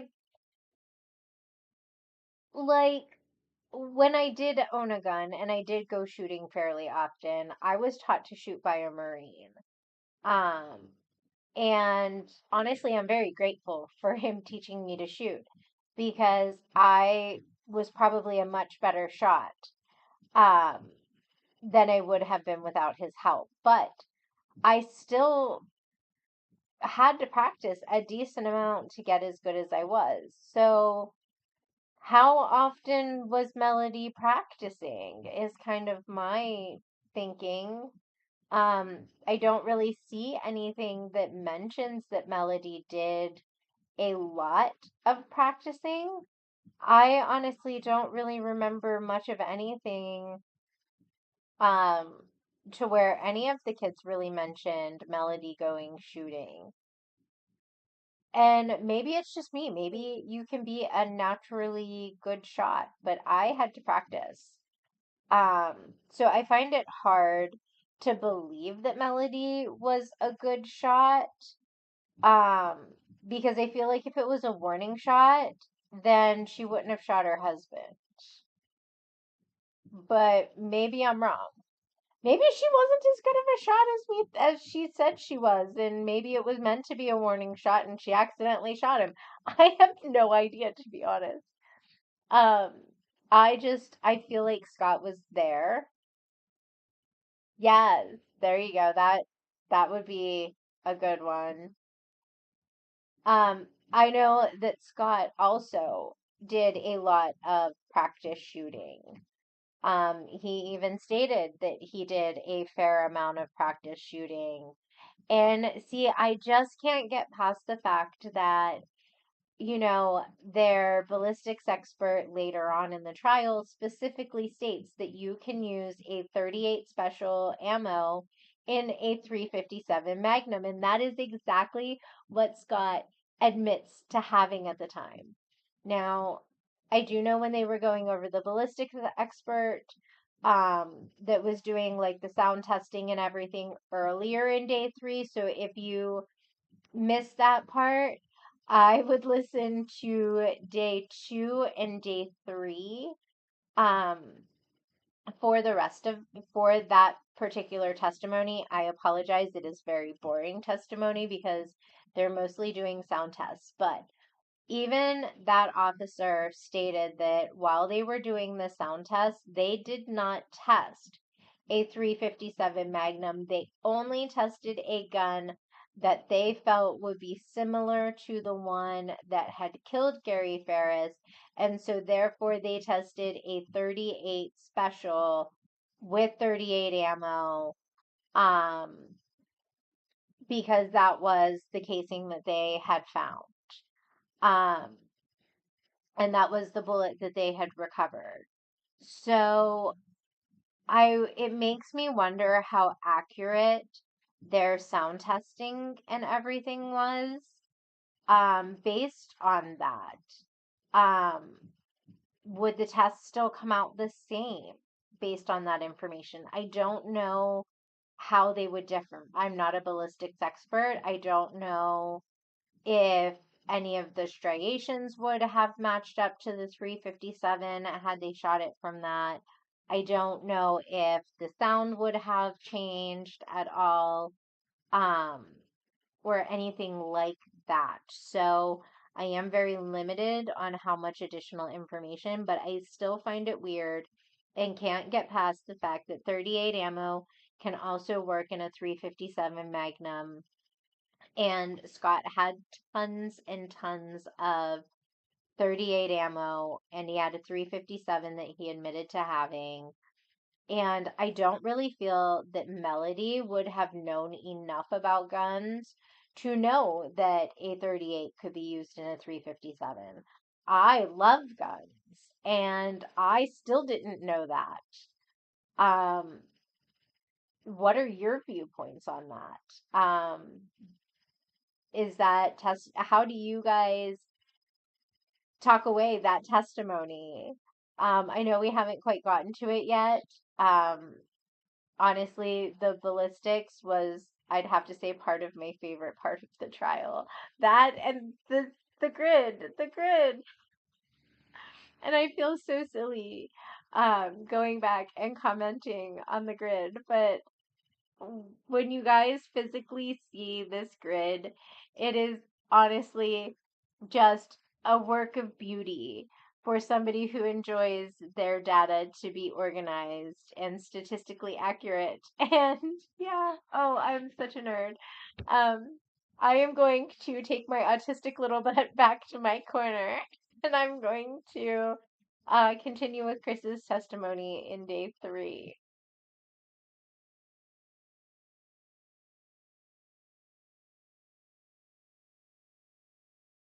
I remember, I was out there, and I think the firefighter asked me, he was like, "How this happened?" I was like, "Well, in my desk, you know." Like, so, I don't remember what their reactions were at that time. So the burn pile on the 3rd was large, Very. or at least when you saw it the weekend before. Yes. Okay. You didn't see it on the 3rd? No. Okay. It wasn't burning when you were out there, though. No, not at all. He was still building it? Yes. So after you saw all the baby animals, what did you do next? We walked back to my truck. I remember telling my father, there's going to be fireworks on the 4th of July. Maybe we can get together and go see fireworks. And That then I would got have in my been the next day. which would have been the 4th was the next day, and then I got in the car in my truck with Addison, and we went back because she wanted to go get dinner. Did you drive back to Buckhead at that I point? did. What did you do after that? We went and got poke bowls, which is like sushi in a bowl. Addie loves poke bowls. We went and got that, and then we went to this new ice cream place, and Jenna went with us to that. To both places? I know she went to the poke place. I don't remember if she went to the ice cream place. I think she did. I don't remember. So after you got poke and ice cream, what did you do? We went home, And did what? hung out. I think we went to the pool. We had a pool at our condo, and just You hung out asked at home. Jenna. Hmm? At any point the night of the 3rd, did you go back to the farm? No. What did you do the next morning on the 4th? Addie and I got up very early and went up. I lived a block off of Peachtree Street, so we went up and we watched the Peachtree Road Race and come through Buckhead. Who's we? Addison and I. Jenna did. Jenna came up eventually, but I don't think Jenna was trying to get up that early on 4th of July. So Addison and I went up there. We took our chairs and set up, and it was nice. How long were you out there watching the Peachtree Road Race? If I had to put a number on it, maybe an hour. So what time would that put you at? That's hard to say. Around 7 or 8 o'clock in the morning. So you were done watching it at 8 or 9, or you were done at 7 or 8 in the morning? I think we went up there. I mean, we didn't watch the first people come through. Mm-hmm. I don't remember what time, but I know it was early. Early morning. Early morning, And yes. you were out there for about an hour. Yeah. What'd you do after that? We went to Cracker Barrel in Norcross. Why Norcross? Because I had my own painting company, and I would have my guys that I would have to pay. And I had this one guy, and he's like, oh, man, I really need my check. So I was like, okay, fine. And he lived in Norcross. So I went to Norcross to give him his check. And Addie and I, there's a Cracker Barrel there. And so we went to Cracker Barrel for breakfast. And after Cracker Barrel, what were your plans for the day? We were having a pool party. Our apartment complex, condo complex, whatever you want to call it. We always had a pool party every year for the 4th of July. So did you go to it? We did, yeah. Who's we? Me, Addison, and Jenna. Okay, where was Ella during all this time? She was still with Emma. Incoming. Incoming, yes, at the horse park farm, you know. Sure. Were you checking in on her? Very much so, yes. And so throughout that day on the 4th at the pool, what was your intention for that evening with Addison? I thought we were just going to hang out and stay at the pool and just hang out at home. Ella had called me and asked if she could stay over again. I said yes. And that was my intention of the day. But that changed. Okay, how?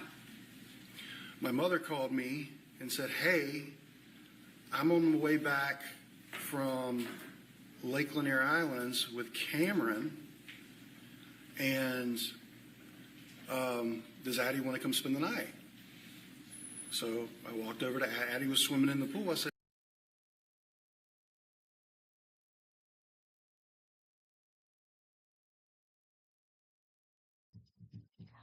Thank you so much for subscribing, Cicely Springer. I appreciate it. I apologize that I did not catch that a little bit sooner. So I am popping up our little thing. Oh, I have that. I am so sorry. I have my alert box in like a weird spot um compared to the name. I apologize so much, Cicely. I will go ahead and fix that.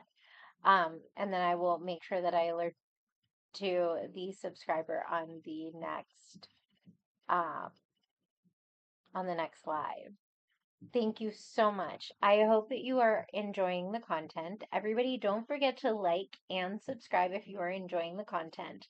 But is it just me, or does Chris seem jealous that his mom called to see if Addie wanted to spend the night? He seems a little on the annoyed side, a little on the peeved side. Is it just me, or have you guys also noticed that? He kind of says it with a little bit of contempt. Um, and I don't understand the weird dynamic with him and his mom, because he talks about his dad just fine. And he just talks about his mom with so much contempt and loathing, even when she's doing something nice. Like, I wish I had parents like this. I wish I had parents that wanted to be involved with their grandkids. I don't have that.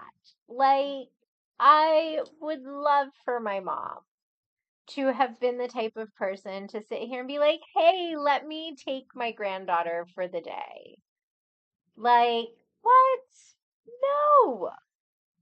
My mom just sat here and told me that if she saw me lying bleeding on the side of the road, she'd run me over and leave me there to die. That's the kind of mom I had.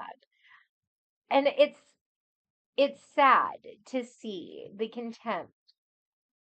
And I understand that there were points where Chris and his mom did not get along. But, you know, for as crappy as their relationship could be at times, she was overall a good grandma, it seems.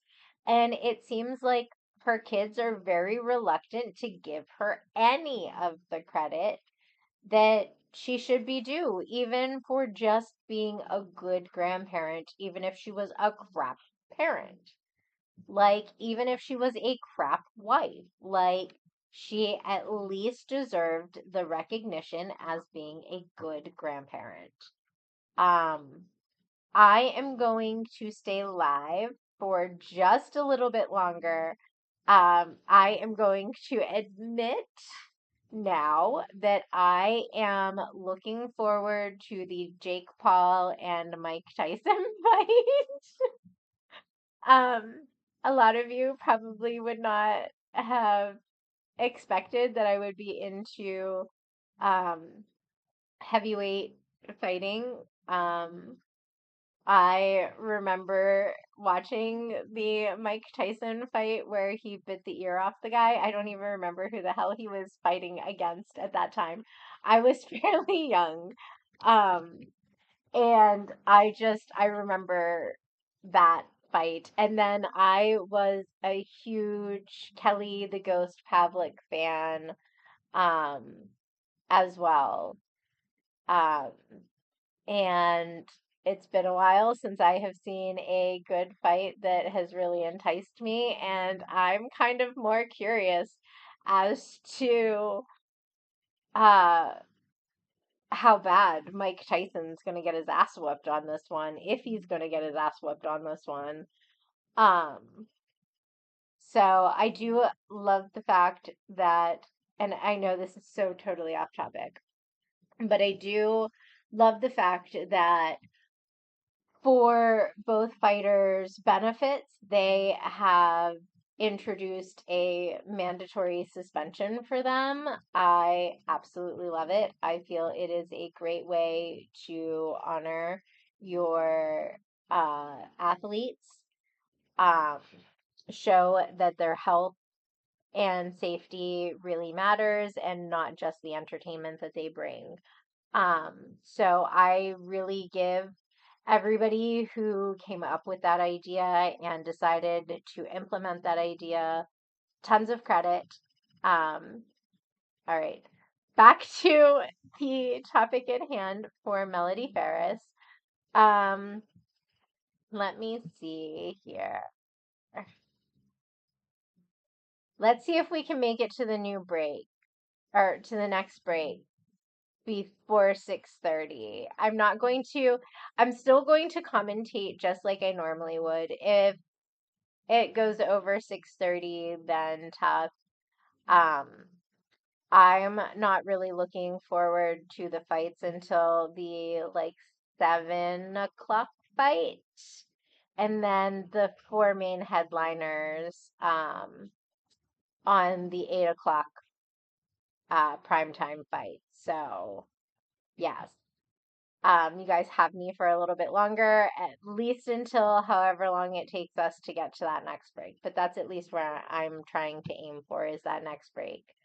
Um, so yes, you guys are just learning all kinds of weird little tidbits about me.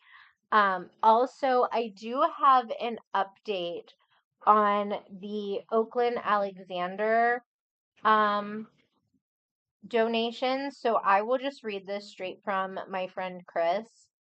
Um, he posted, and I will go ahead and update my Facebook with this shortly. Um, but it specifically states that Oakland has asked for donations to be made to the Jefferson County Sheriff's Department toy drive. So here is exactly what it says. It says Rusty Bull Taco Company.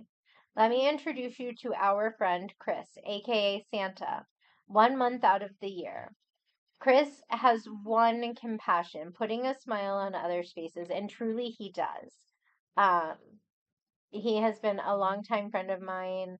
We've known each other since childhood. He really is a truly good guy. Um, this being said, after taking to Oakland's family, they want to pay it forward after all the love, support, and prayers they have received this past week. Oakland has decided that she wants to donate toys to the Jefferson County Sheriff's Department toy drive. So please bring toys. We will donate in honor of Miss Oakland. Of course, Santa and his bull elves will still be making a trip to see her next month. Oak loves to play dress up. She is a size 7-8 and shoe size 12 to 13. If you do want to get her something as well, please share this post and get the word out. Um, so yes, just so you know, and I will go ahead and update that um, as soon as we are all done. I feel that it is really important to allow Oakland this time to have something good come out of this. One moment, my daughter's yelling for me.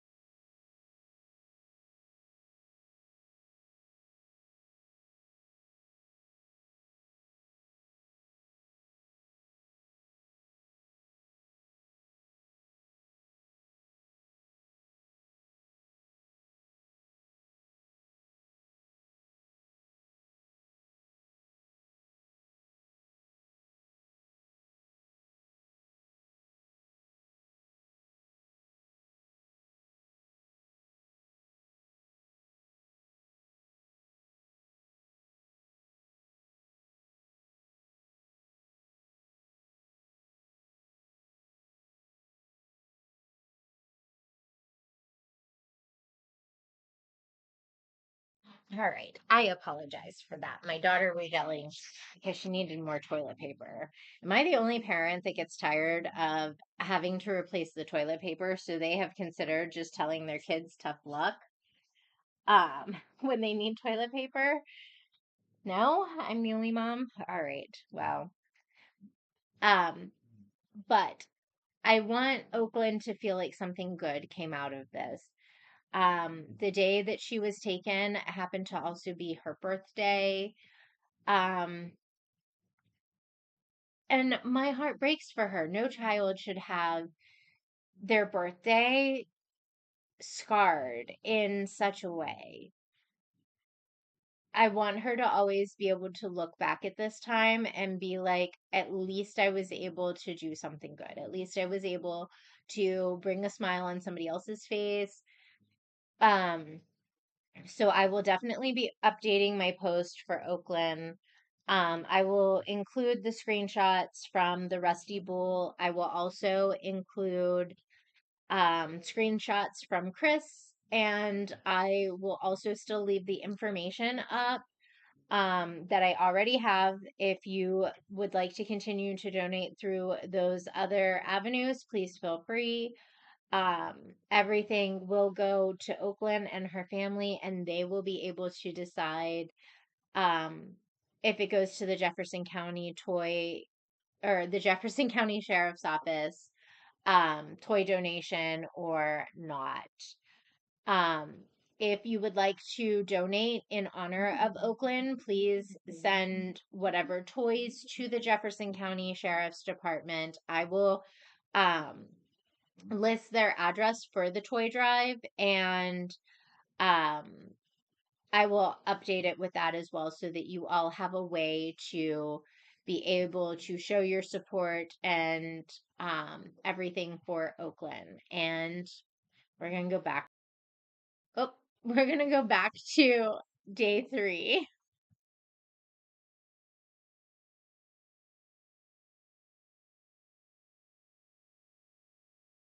Said, hey, do you want to go have this sleepover? Hoping she would say no. Why? Because I didn't want to go. I didn't want to drive up there. But she said yes. So we went. What time did your mom call you? Oh, I don't remember exactly what time, but I would have to say it was later in the day. Maybe I don't want to misspeak. I don't know exactly what time. Was it evening time, after lunchtime? Late afternoon. Late afternoon? Mm-hmm. So you drove up there. Uh-huh. Did you make any stops? I did. Where'd you stop? I stopped at Wendy's to get Addison dinner. And then went to the farm. I did. What did you do when you got to the farm? We pulled up, and my mom and Cameron had already arrived, and we went inside the house. That was pretty much it. Did you stay for very long? No, About how long did you stay? maybe 5 to 10 minutes. Did you see your dad? No, Did you ask your mom where he was? I don't remember. When you would stop by the farm in the past, would your dad sometimes not be there? Of course, yes. Was that normal? Yeah, it was normal. I mean, I was in a hurry to get back. I had no reason. I mean, all my friends are at the pool. Addie was where she wanted to be. So I was ready to go back and enjoy my evening. Did you and your mom speak to one another? Yes? Anything out of the ordinary? No. The only thing out of the ordinary was on the way up there, because I had asked for her to meet me so I didn't have to drive all the way to the farm. You had asked who to meet you? My mother. Okay. To meet me somewhere, because she was coming back from Lake Lanier. Mm-hmm. So I was like, well, instead of me driving all the way to the farm, and you're coming that way anyway, why don't we meet? She said, no, just meet me there. I was like, okay. And then I actually said, well, I'm going to stop and get Addison dinner. And she's like, oh, no, we'll just make something here. And I was like, okay. But I stopped anyway because Addison it was before we had eaten. We were cooking at the pool, but we left before the food was done. So when she was hungry, she would let you know. She was hungry.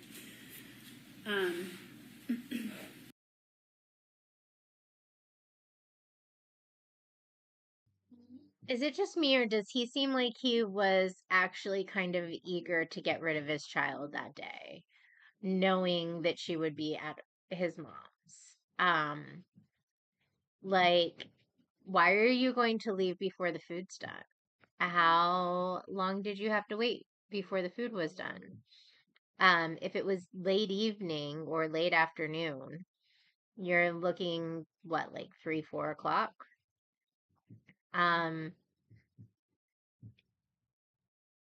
Why couldn't you have waited until dinner was done?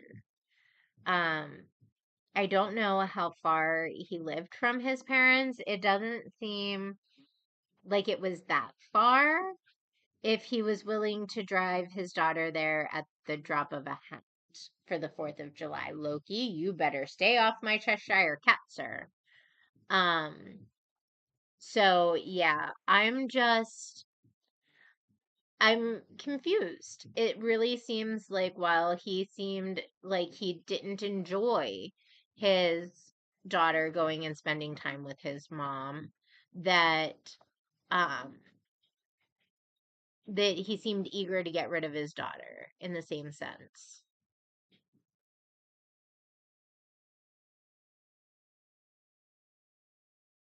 Okay, so what did you do when you left the farm? I went to the gas station, and then I stopped by Kroger in Buckhead, border of Buckhead, Sandy Springs, and I bought fireworks because we always shot off fireworks on the 4th of July at our apartment complex. And where did you go after that? I went home to the pool. Did you talk to Addison again that evening? On the way back from the farm, Addison called me, and she's like,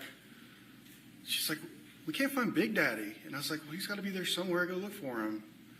And I called him, and his phone went straight to voicemail.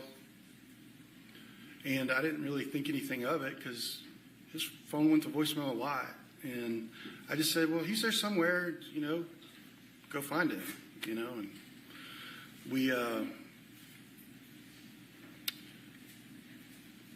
we had a phone call, and I think, of course, I texted her that night or called her that night to check on, make sure she was okay, that kind of thing. But she was, from what I remember, was fine. Nothing alarming from her at the time. Did you ever communicate with your mom that evening? No. Is that typical? Yes, very typical. Even when your kids are over there? Mm-hmm. You mainly communicate with your kids? Directly, yes. So, the night of the 4th, did you stay in Buckhead? Yes. Did you ever go back to the farm the night of the 4th? No, not at all. When was the next time you went to the farm? July 5th, I think I left my apartment around 11:30 in the morning to go pick up Addison. Did you talk to Addison before you left? I don't remember. Did you try to call your dad that morning? Yes. And what happened? I went straight to voicemail. Did you talk to your mom? No. You just decided to go up there. I talked to my sister, Which sister? Amanda. Okay, and what was that conversation? She said Daddy's missing. That was before you left? I don't remember. I think it was actually after I left. I mean, I don't remember there being a phone call or a text message or anything like that to say, okay, that I'm coming to get you now or anything like that. I knew where she was. I was going to go get her. And I can't remember if the conversation with Amanda was at my apartment or it was on the way. I remember us talking a lot on the way. Who's but us talking? Amanda. And you talking a lot? Yes. Okay. About what? Trying to figure out where my dad was. I told her, I said, you need to call the local hospital.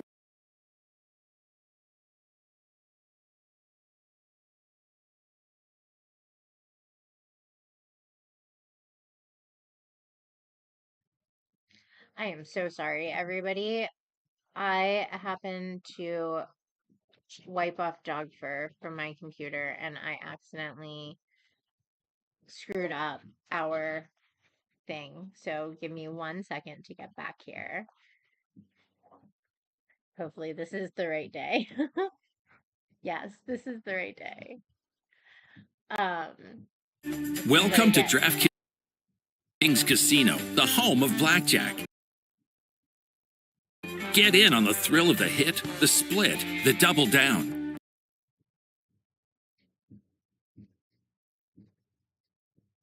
You need to call the local hospitals, and you need to see if his wallet and his car keys are there.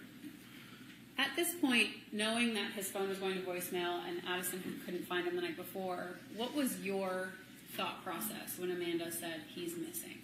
I was pretty panicked. This was 2 months after this whole scenario of him being in the hospital. 2 months, 3 months, April, May, June, so 3 months.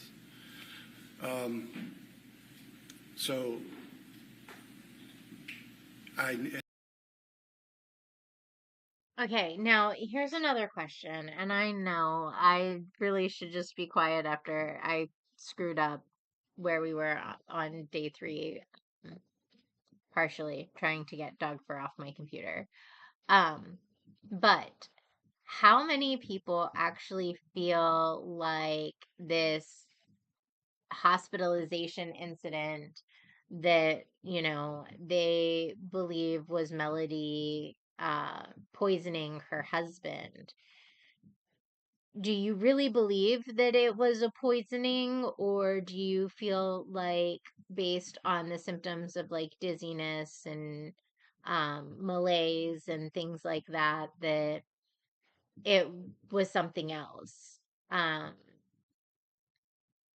you know, I honestly feel like it could have been some sort of heart condition or cholesterol changes, or um, I feel like there's a lot of things that it really could have been. It could have been vitamin deficiencies, um, a lot of things. I don't necessarily feel like um, jumping straight to poisoning would have been the way to go with that. I do know that it was, I believe, Gary's secretary. I also believe that it was the secretary that he was having an affair with, but again, I could be wrong.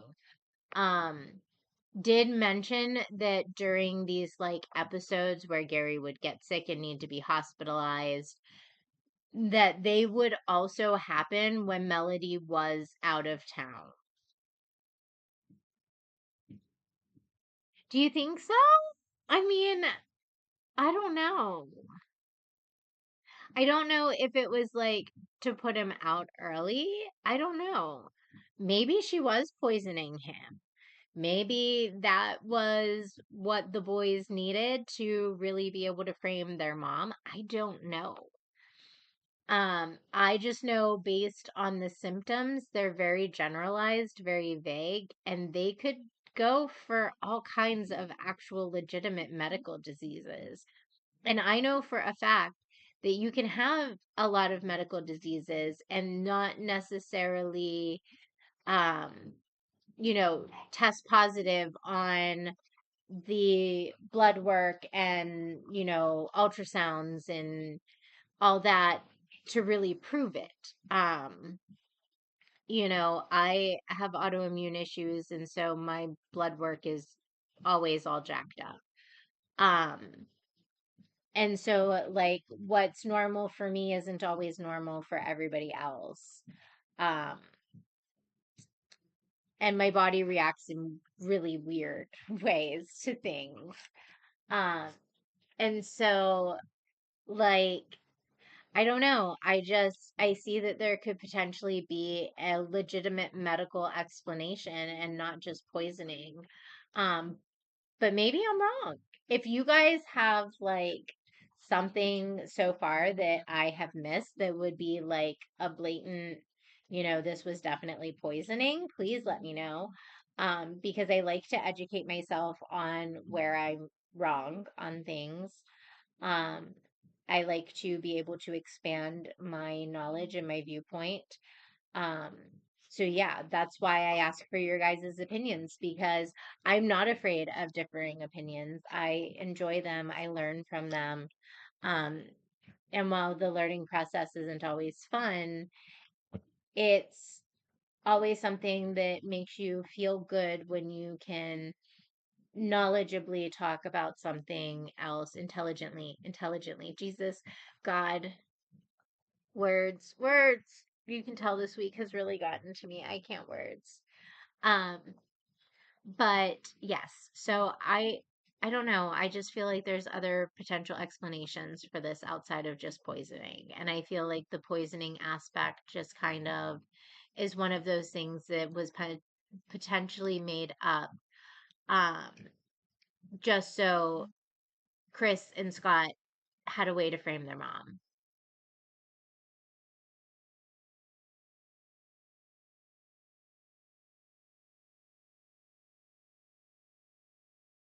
I had not been able to talk to my father to get in touch with him the night before when I called him to see where he was, so Addison and them could find him and hang out with him.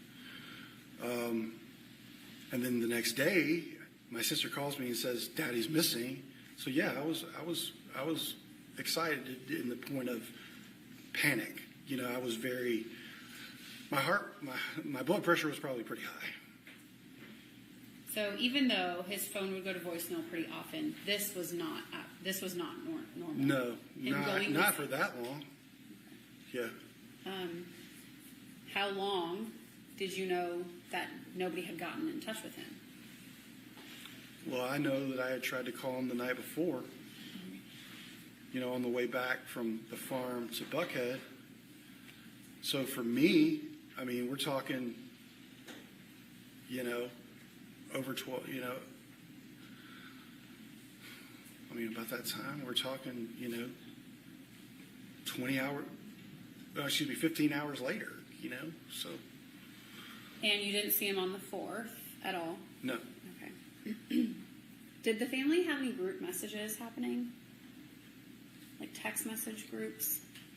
I don't remember there being a group message. So you and Amanda were talking on the phone about, and you had said to her to call the hospitals. Call hospitals.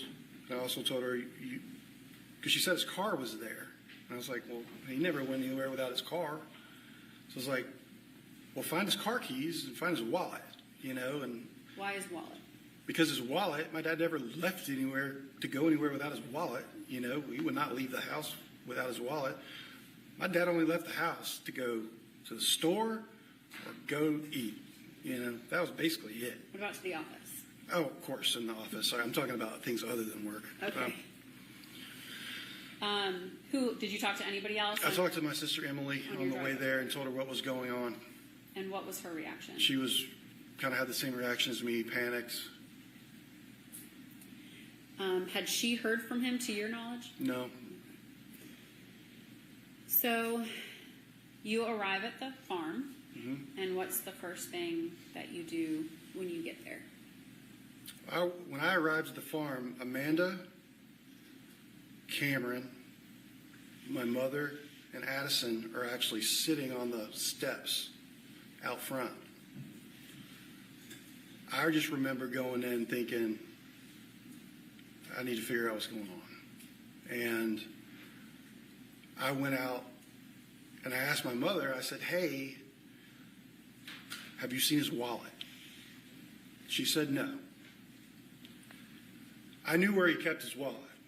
He kept his wallet either in the Mercedes or downstairs in the basement or in the master bathroom. So I went to look. I needed to know if he had left or not. And that wasn't going to be an indication to me if he had left or not. I went to the Mercedes. I looked in the glove compartment. I looked in the center console. I looked in the back seat. I looked everywhere in that car. I did not find his wallet. Did you find his car keys or cell phone or anything like that? No, I didn't find anything. I left the garage and I went down to the basement to keep searching. And then I came upstairs and eventually took my search out of the house and, up to the barn. Did you at any point check for his CPAP machine, or did that cross your mind? No, that never crossed my mind. Okay. So you were in the basement. Did you see anything out of the ordinary in the basement? So when you took your search outside, what was the first thing that you did? And was anybody with you? Yeah, actually, because the kids they loved to ride that RTV. And that RTV was up at the house. So I jumped on it and they were like, can we ride with you? And I'm like, oh, I didn't know what was really going on here. But I let them. They're very persistent. And they jumped on the RTV with me and I drove up to the barn to see if I could find him or a sign of him.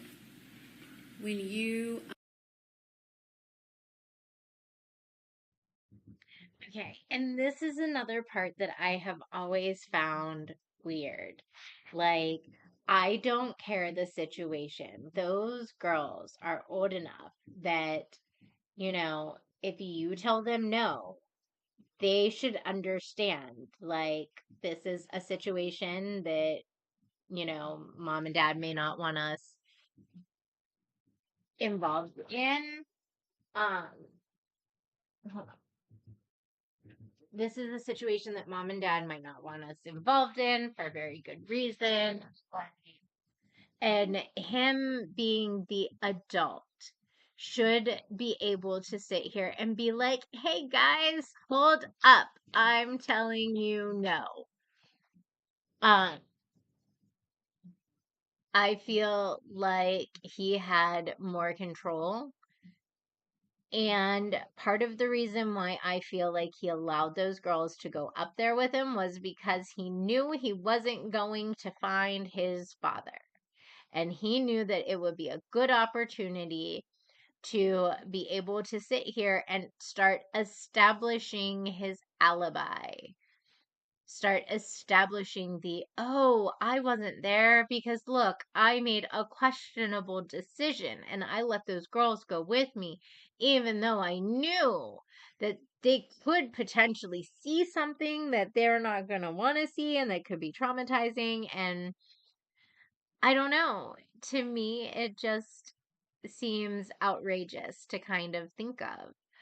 Um, let's see how much more time we have until, okay, like 10 minutes. Perfect.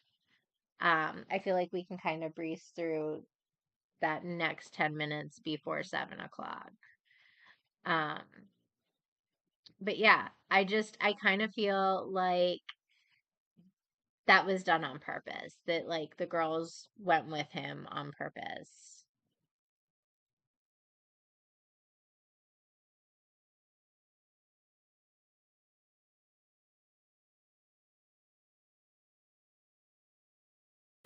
Got on the RTV. You said it was at the house. What part of the house was it parked on? He was in the driveway, I think. I don't remember exactly.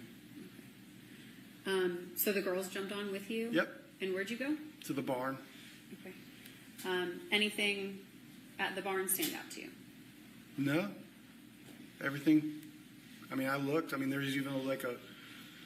Because I thought at this point it was maybe he was having a spell, or maybe he was, God forbid, something that, medical issue had happened, and I went up to the barn. I even climbed. There's like a ladder thing. There's like a loft up there. Not my brother's apartment, but a loft where you store things in. I even went up there, like looking around, just trying anywhere.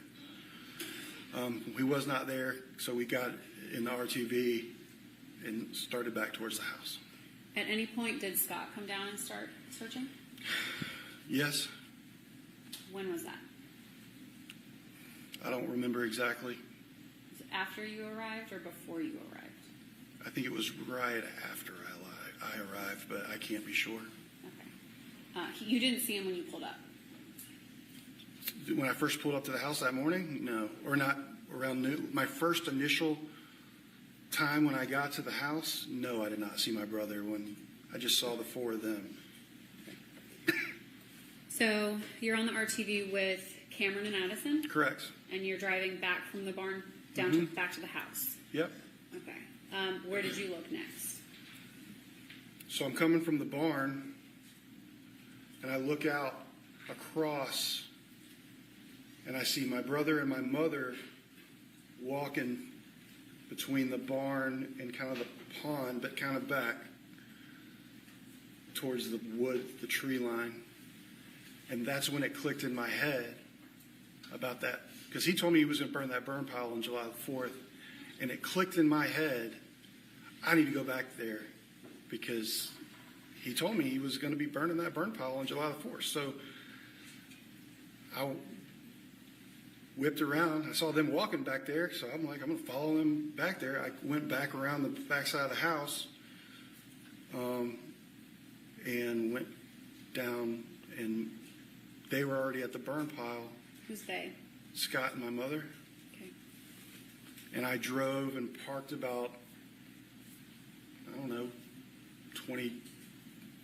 10 to 20 yards away between the house and the burn pile. And I told them to stay back. And Who's them?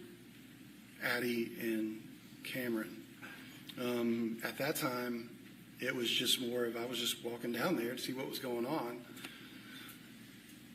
And I walked down there,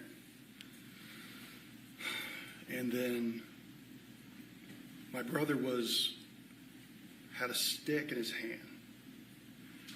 And I walked up there and I looked at the burn pile, just, at the time, what was about to happen. I mean, I had no inkling that this was even possible. And my brother, this is really hard for me to talk about.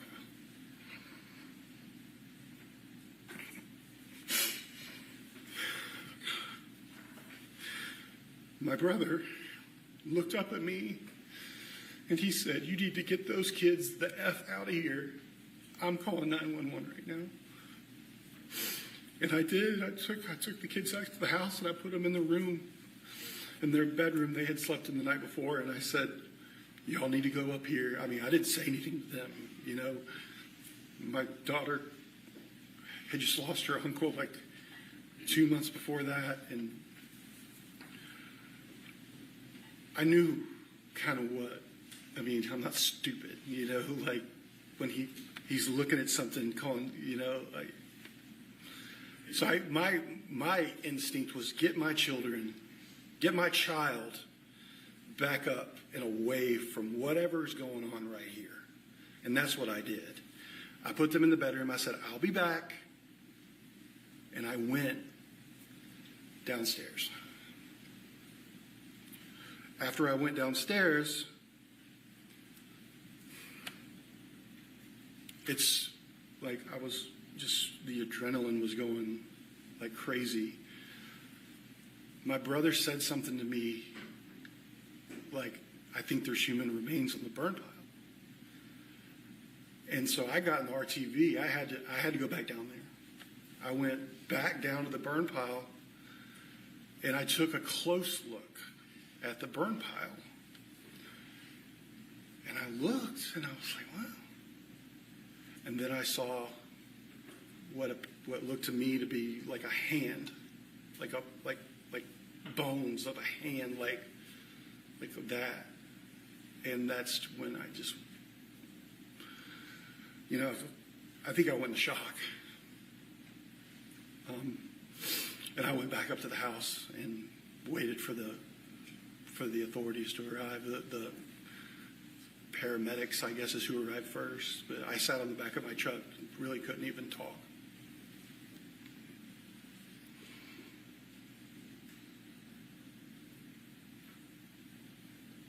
Did you touch anything in the burn pile? No.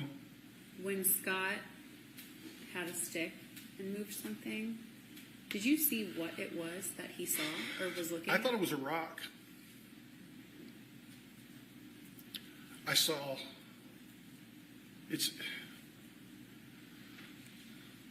but he told me after I put the girls back up in the room and I came back downstairs and he told me I think it was human remains. And, of course my brother and I had conversations after, like while this situation is unfolding, and he told me, yeah, I think that's... Was that before or after he called 911? After. Did you see him call 911? I did not. He said he was going to call 911. He said, to get the kids out of here, I'm going to call 911. I didn't stick around long enough to hear him. Was your mom nearby when you... She was standing right there. Did she say anything? No. Was Amanda near the burn pile at that time? I don't remember. I don't think so. The only thing I remember about Amanda is her walking up when I was sitting on the back of my truck waiting for whoever was responding to this 911 call to come. And my sister walked out and we spoke then. My sister was out there when the I think it was the paramedics showed up. Yeah. What did you guys speak about? Well, the paramedics walked by and they were actually holding a gurney. And I'm thinking, like, it was just confusing what was happening. And I was sitting there, and it wasn't long after that the paramedics actually walked back around and said to me, "I'm sorry for your loss." And that's when it really kicked in. And that's when Amanda and I just basically started this conversation about, oh my God. I mean, it doesn't take, I mean, it's common sense. Your father's missing. My brother's saying he thinks there's human remains. He's, paramedics are showing up. So, I mean, and then they're saying, I'm sorry for your loss. And that's when it really just I was just overwhelmed. Like, it was awful. I don't really remember what my sister and I talked about. I remember her kind of saying things like, oh, we put him through so much, and we weren't the best kids, and this, that, and the other. And I remember thinking, like, what are you talking about? It was very strange to me at the time. But people, I guess people say things when they're put in that situation. I didn't really think anything of it, I just thought that was kind of weird. But and things just, everything, really, a lot of things after that are a blur to me. I've done a lot of PTSD therapy because of that day, and what I've discussed in a lot of that therapy is they think that I pretty much went into shock. I think we're going to take a short break. All right, let's take 10.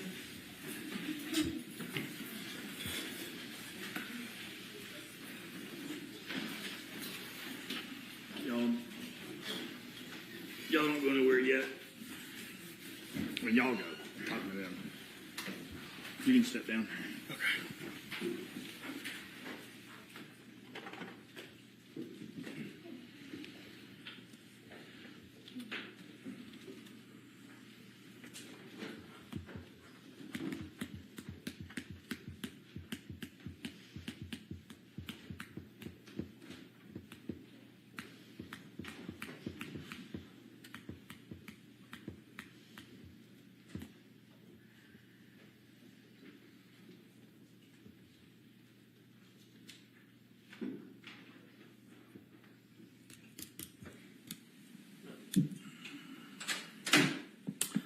All right. I talked to y'all sidebar earlier about potential juror issue. We'll deal with that at the end of the day.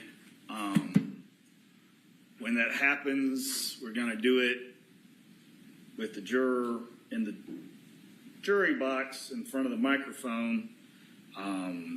Y'all can cover whatever, but just don't put the juror on the camera, and we're not going to address the juror by name, just by number. All right, anything else? And we'll just do that whenever we wrap up for the day. Let's, still shoot for 5 o'clock.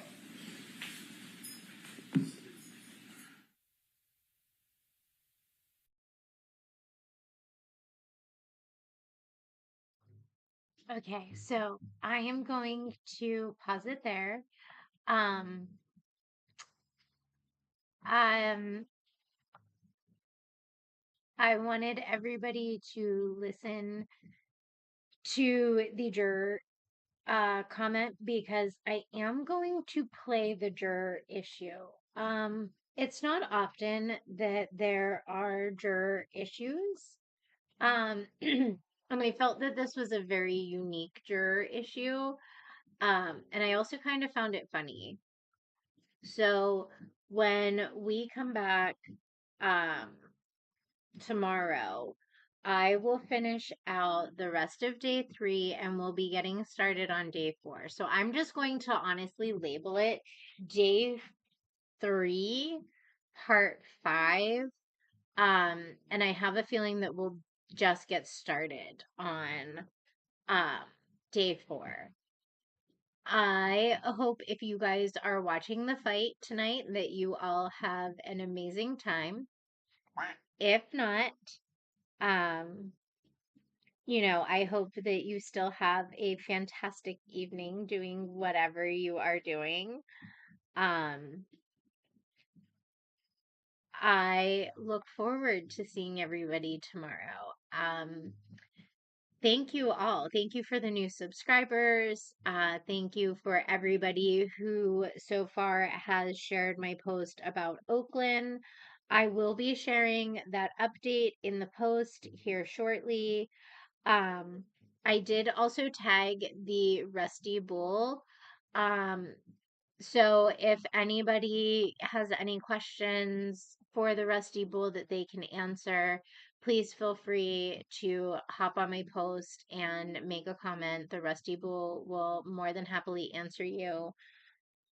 And I hope everybody has a great evening. I will see you all tomorrow.